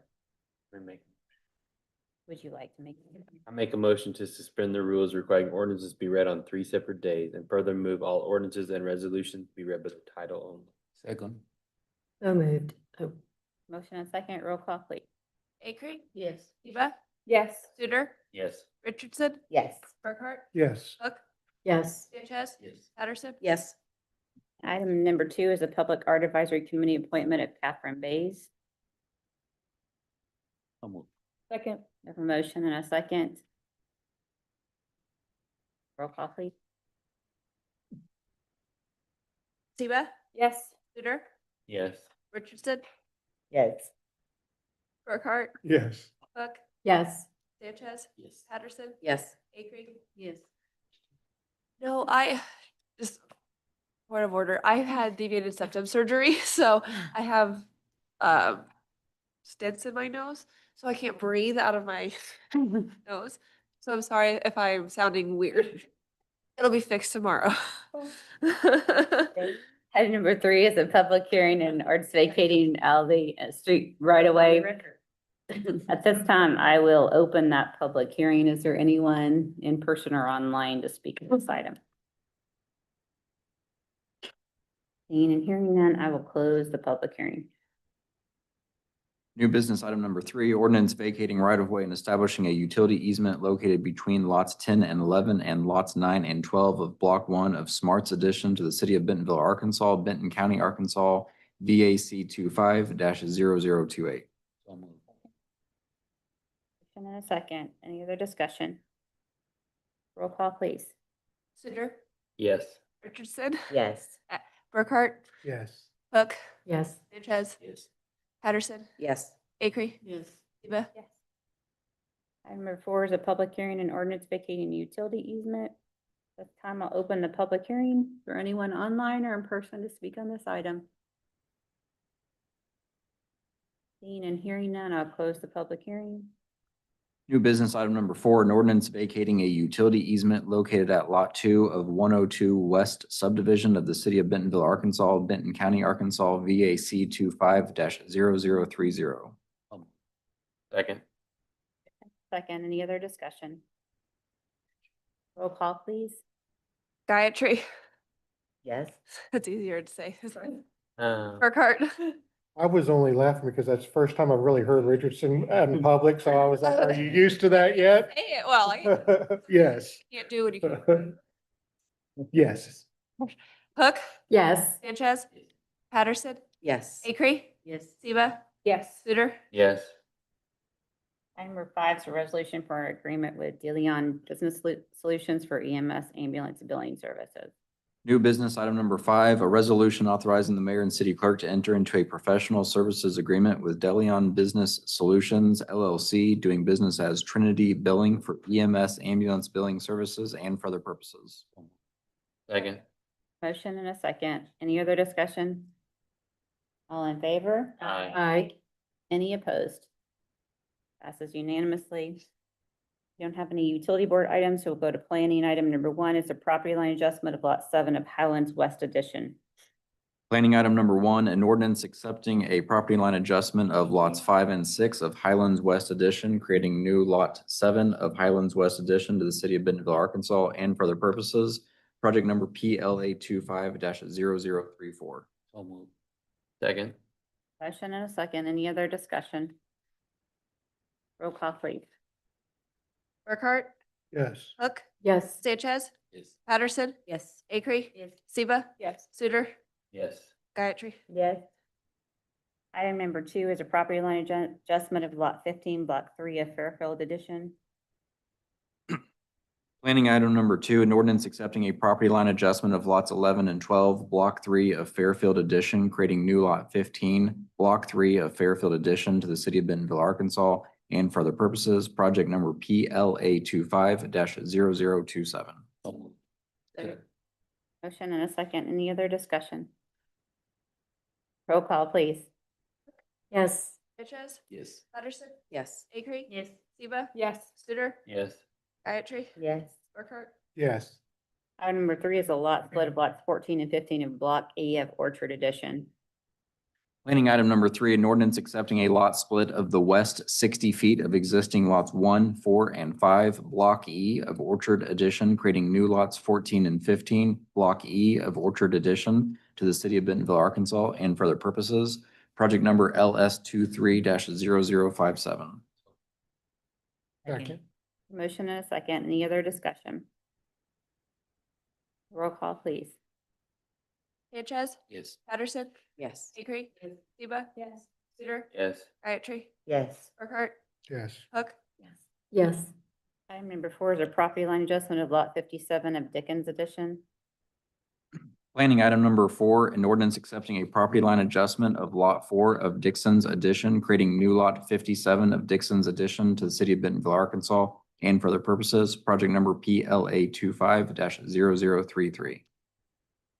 Second. Motion and a second. Any other discussion? Roll call, please. Patterson, Yes. Acre, Yes. Siba, Yes. Suter, Yes. Gayatri. Yes. Burkhart, Yes. Hook, Yes. Sanchez, Yes. Item number 5 is a rezoning for Alex and Lisa Lake Irrevocable Trust from low-density single-family residential to DN1 downtown low-density residential at 802 Southwest Second. Planning item number 5, an ordinance changing real estate in the city of Bentonville, Arkansas from its present zoning classification of R1 low-density single-family residential to DN1 downtown low-density residential and for other purposes. Project number RZ 25-0047. I'll move. Second. A motion and a second. Any other discussion? Roll call, please. Acre, Yes. Siba, Yes. Suter, Yes. Gayatri. Yes. Burkhart, Yes. Hook, Yes. Sanchez, Yes. Patterson, Yes. Excuse me, is this the one that was recommended by your department to go to DN1 instead of DN2? The applicant requested that during the public hearing itself. The original request was to DN2. They amended their request to DN1 based on discussion with Planning Commission at the meeting. Was your recommendation to change it to DN1? I believe it was, yes. That's what I think, and that's what I was gonna congratulate your team for. Oh, The thank vision you. to reduce it and the planning commission to approve it at the same time in the reduced manner. Thank you. Item number 6 is a rezoning from low-density single-family to DN1 downtown at 612 Northeast Second Street. Planning item number 6, an ordinance changing real estate in the city of Bentonville, Arkansas from its present zoning classification of R1 low-density single-family residential to DN1 downtown low-density residential and for the purposes. Project number RZ 25-0050. A motion and a second. Any other discussion? Roll call, please. Siba, Yes. Souter, Yes. Crabtree. Yes. Burkhart, Yes. Cook, Yes. Sanchez, Yes. Patterson, Yes. Acre. Yes. And number 7 is a rezoning from low-density single-family to downtown edge at 607 Southeast C Street. Planning item number 7, an ordinance changing real estate in the city of Bentonville, Arkansas from its present zoning classification of R1 low-density single-family residential to DE downtown edge and for other purposes. Project number RZ 25-0049. Second. A motion and a second. Any other discussion? Roll call, please. Souter, Yes. Agnew, Yes. Burkhart, Yes. Cook, Yes. Sanchez, Yes. Patterson, Yes. Acre. Yes. Siba. Yes. I'm so sorry. Okay. And motion, that concludes our voting agenda, so I need a motion to adjourn from that. So moved. Second. Motion second, all in favor? Aye. Did I miss We'll a move- Tyler question? Cody and Dan are like, they had a question for you. We were during the- talking about filling in ditches and we talked about Got it. that. Okay. I don't know if you want to add commentary to it or not. I'm sure those guys handled it. You gonna so- go after the ditches? No, I'm good. We Good. we have a thought process for that we'll bring back to you, right? Okay. Working through it. All right. We do have public comment on non-agenda items. So I will start, Kara Matthews. You can come to the podium if you can state your name and your address, and if you can keep your comments to 3 minutes or under, we appreciate it.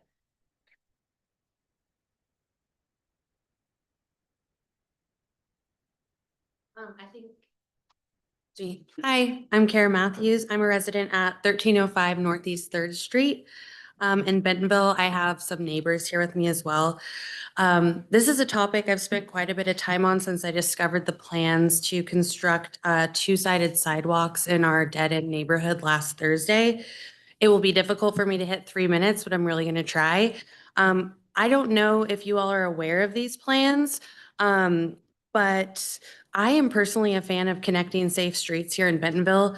However, this neighborhood plan, which I have some leave behinds for you all and can indicate on the plans, there are multiple dead-end streets that require new construction, also eliminating mature streets in our neighborhood, while higher need areas at the intersection of J, including Second, all the way extending to the square, are continuing to miss sidewalks. In an effort to create safe passage to school, in particular the Washington Junior High, there's an already existing crosswalk light and 5-foot easement and sidewalk on Second that connects to the school. Part of these plans includes an ADA appropriate attachment to the school. We, I think, would probably agree that that's a great thing. However, connecting all new sidewalks in this double dead-end street seems excessive and better use of resources somewhere else. A few details, and I've got some follow-ups with some key questions I can leave with you all. We watched traffic on Friday, again, the day after we found out. We're not notified by anyone in the city. There were less than 10 cars and 5 pedestrians. Just down the block, based on Arkansas State Traffic Department average daily traffic count data, on Second and J, there is an average daily use of 7,300 cars, yet there are breaks within the sidewalk. Again, there is an existing crosswalk that connects to that school that would be served by an improvement of an ADA access at the back. I also want to call out 2 items in page 3 and 4 from the plan from Tool. These are double sidewalks to a dead-end fence that do not access Orchards Park. I don't know if this is someone who did not walk the location. It is new construction to service 2 homes that is just a complete dead-end fence. If that connected to Orchards Park or that added access, that would be great. However, just behind that, through this new walkway connecting the school, there's beautiful trails. They connect everywhere. Trying to talk very quickly, but feel free to interrupt me if you have any questions. In addition to this, we're losing a few very mature trees and there are inconsistency in the plan. At my lot in particular, we have around, I would say, a 40-foot magnolia tree. post tornado of 2024. It's the last remaining evergreen tree on our street. I would really love to retain it. A few options, and I'm going to reference the inconsistency on the plan. The sidewalk moves parallel to the street in and out. Point of order, public comments reach 3 minutes. I would just like to propose some additional options that could be considered, like curved sidewalks. I think we're planning a neighborhood meeting and probably all of those, or if you want to give copies of council, you could certainly do that. I think all of those should probably be part of that neighborhood meeting as well.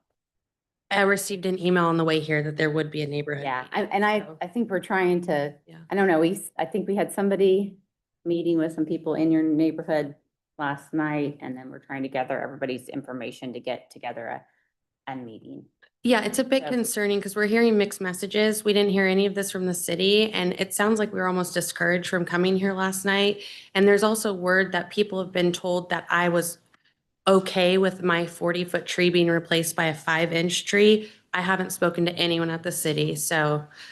I haven't. Yeah, I'm we not aware of welcome it, a but- neighborhood meeting. Yeah, so And that we- would be great, but we are pretty concerned about this because no one has spoken to us and we're already hearing some inconsistencies speaking to Parks and Rec. So again, lots of follow-ups, questions, utilities, insurance, replacement. I'm happy to leave these binders with anyone. For my benefit, for a subject for this, what neighborhood, this is the first I've heard. So Second and third off J, we approved this project last meeting. second and third off J. So right before J reaches Central, Oh. right? Southwest. Okay, Do you know where? Okay. Yeah. Yeah. Okay. So, yes, goals there. So we have heard the concerns. We want to do a neighborhood meeting and get everybody together and kind of talk through it. And I'm positive we will figure out what makes the most sense there and work with you guys on that. So, we appreciate the feedback and, we'll need some help just making sure this, when we do making sure everybody's got, and I think Lori and some others are willing to kind of help coordinate and get everybody together and talk through it. And we do think there are maybe some areas of consensus around the crossing and different things. And so we want to work through that. Yeah, there's great resources that exist. There's some that seem unnecessary. And on paper, it may seem like it's connecting the school, but it's actually behind a subdivision. So there's really beautiful trails that already exist to do that. I'm not sure constructing them into a wall is the best place for our resources. So, yeah, would love to connect or understand how we can make it a priority because like I said, since we found out last Thursday, communication has been pretty inconsistent. And we want to talk through that process too. This is a project. If we could all just be heard, if we know what's happening or where to meet, that would be great. Right now, it's all been through word of mouth or someone stopping by after 7 o'clock at night to one neighbor, but no one else knows it's happening. And I don't think anything has been organized. That's why we want to do the neighborhood meeting and we'll rely on all you guys to kind of get everybody together and when. Okay, thank you so much for your time. Okay. Lori?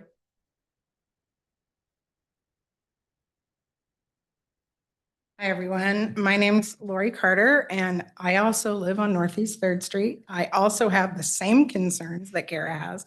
But I guess all the time I'm going to take up for you is to say this. We came here tonight, yes, last night or this morning, Josh did email and say, hey, let's have a neighborhood meeting.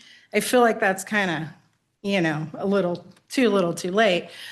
But also, I really wanted to stress to you all that I truly don't believe you all understood what you were approving. It was sidewalks on 2 sides of 5 dead-end streets. You can get through to the school on 2nd Street, as she told you. We need to fix that ramp, but fix the ramp and ta-da, you can take this money and move it to drainage. I don't know, but nobody is concerned with traffic or ambulating through our neighborhood. So I just thought you all should be wildly aware. I mean, one of the streets, even both 2nd and 3rd have signs that say not a through street when you enter it. Spriggs is a cul-de-sac. Brookhaven is not only a cul-de-sac, There's a giant sign when you enter that says dead end. This is where we're prioritizing our sidewalks. So I'm just gonna leave you with that. We are gonna have a meeting with Josh. We really appreciate it. I just wish we didn't have to learn from the AT&T guy who was out marking the utilities. So thank you all for your time. And just to give a little context, I believe, and I just found out when I got your comments, I went and dug into it. We had another project on a different street. We could not obtain the land because they wanted us to purchase the right of way.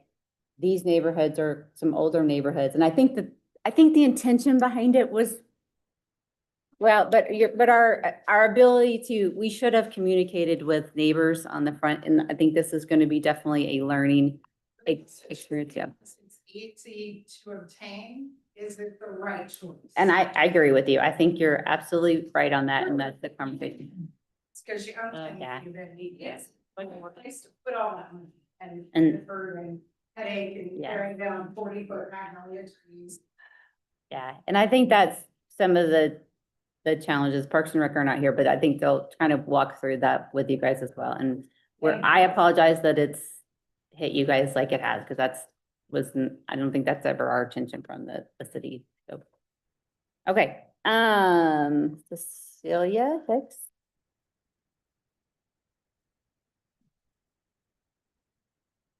Hi, I'm Cecilia Hicks. I also live on Northeast Third Street.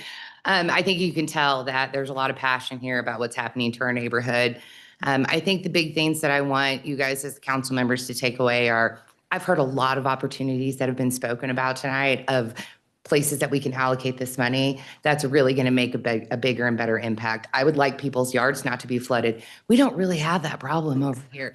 With those addition of those sidewalks and the removal of these trees, I think we're going to probably run into some of those issues. And so I just don't think that, it's really worth all of our taxpayer dollars going to putting sidewalks into a neighborhood where everyone that I spoke to did not want them. And I have seniors, I have people with young families.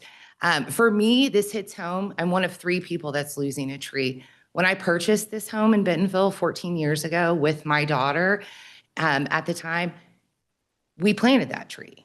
And so it's a red bud tree. It's beautiful. Every spring, my neighbor comes over and gets the red buds. She uses them for jam. She uses them for food. It's a tree that we all love in the neighborhood.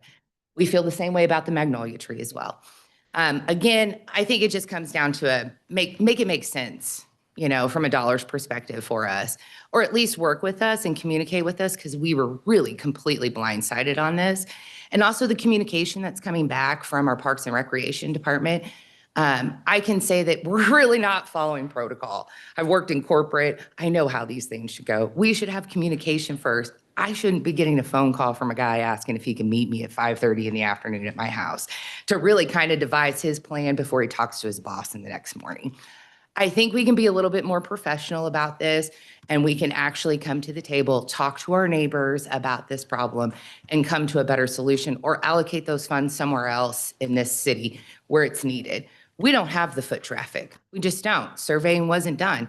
Our kids don't have any problems running up and down the street, and Josh saw that when he was there at my house. So I do know that there's another neighbor. He didn't get his name on the sheet, so I think he has some important aspects to speak about. There's some legal stuff here too.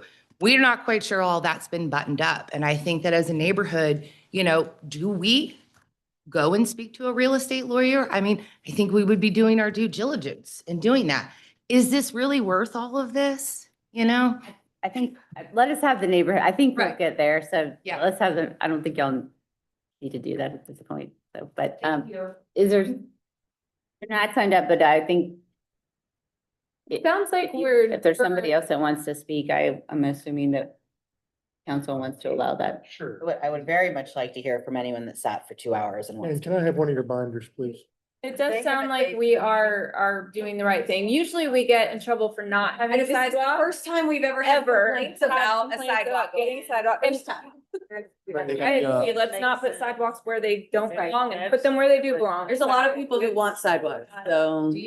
Well, sorry to hammer this point home. I'm coming at it more of a legal standpoint as my, house is, on Second Street. Sorry, I'm Spencer McNeely. I live, on Second and M, the corner. And my house is 47 years old. I've had a driveway for that 47 years. Not me personally, obviously, but, that's been a right of that house. And what I've counted just, this evening was around 12 houses that have, less than a 21-foot driveway. If you were to take 10 feet of that, you can measure your car. Most cars are around 17 feet. If you take 10 feet of a 20-foot driveway, you have a 10-foot driveway, you no longer have a driveway, which would be technically considered inverse condemnation, which would be taking a right away from my house that's been there for 47 years. So just wanted to not like put the legal aspect into like, I would love a sidewalk, but my house is too close to the road currently. So if a sidewalk causes me to not be able to park my car, and now I have to park in the road, which is kind of a problem in our street anyway. I'm also one of the houses that would lose a tree. So losing a tree and losing my driveway sounds rough. So just want to put that in the minds before that meeting as well. Thank you. Okay, we have, right, yeah, you can, and then I think we have one more. Okay, I'll make this quick. I couldn't miss an opportunity. Brett Meek, 1104 Spriggs Court. I have advocated for many projects over the years, but rarely do I get to actually speak on one that is my yard, which is on Spriggs Court.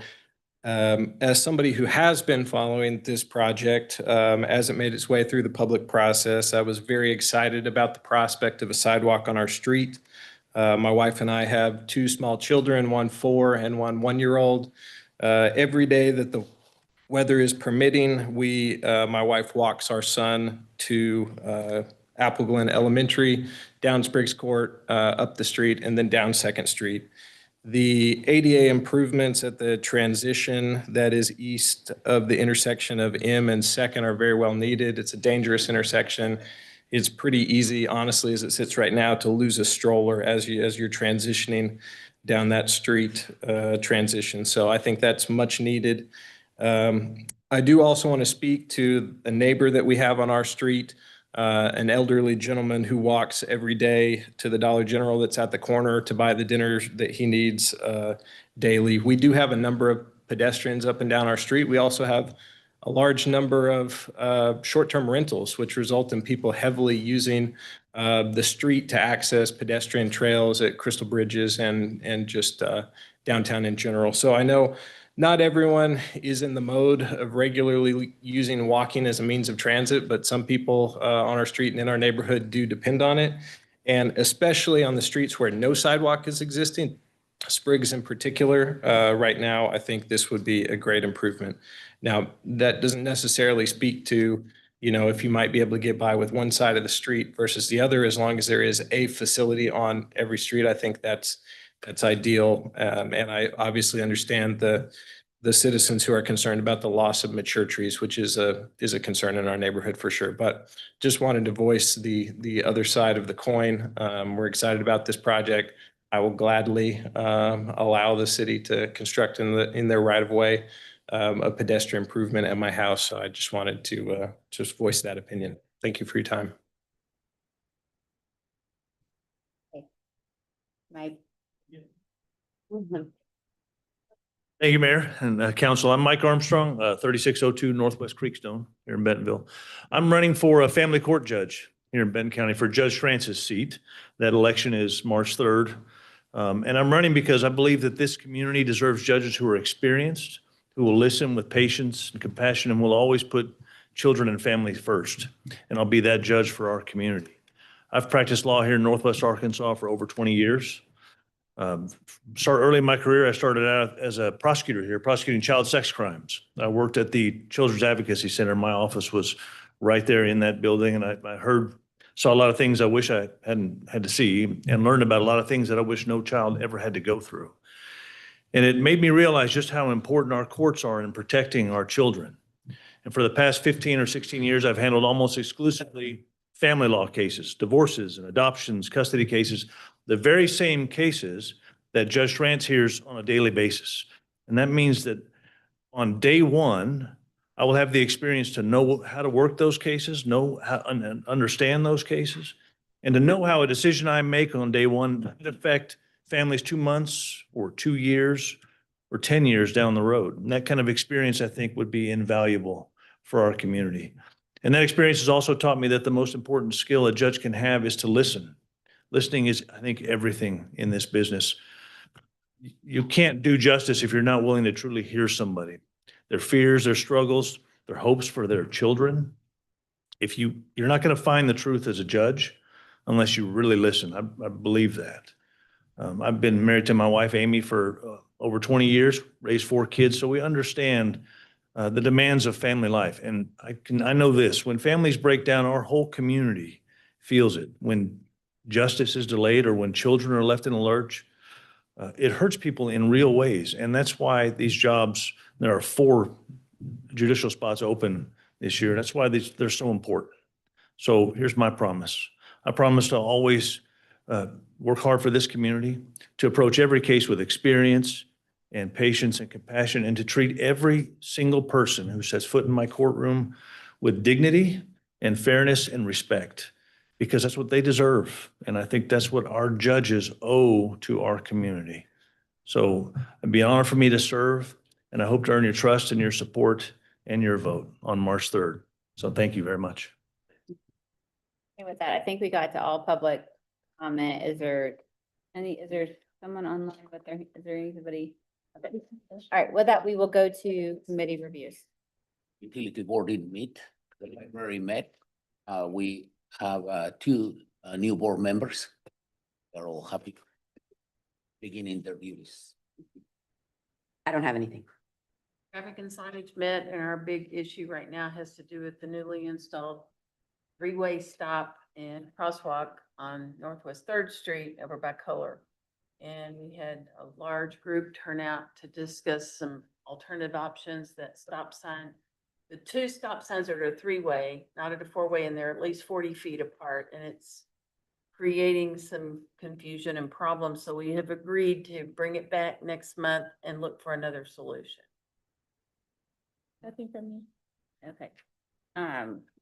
We are gonna try to bring some, like tonight we did drainage. We're gonna try to come back with presentation on roads and how we're prioritizing roads. I will also say, you guys asked us to look at water impact fees, if you remember, but that was before we just did the sewer. So I don't want to have the discussion right now because we're in committee review, but you're asking us to reduce some of the existing ones. You also asked us to go back and look at water impact after we pass those water rates. So I think that's some discussion and some direction I need to understand the wishes of council. Again, I don't really want to discuss it right now, just putting that in front of you. Parks Board met last Monday. We toured the Adult Recreation Center, which is nearing completion. There'll be a couple days in, is it late February? Late February for open house tours, some kind of buy a membership kind of thing. And then it should open sometime later in the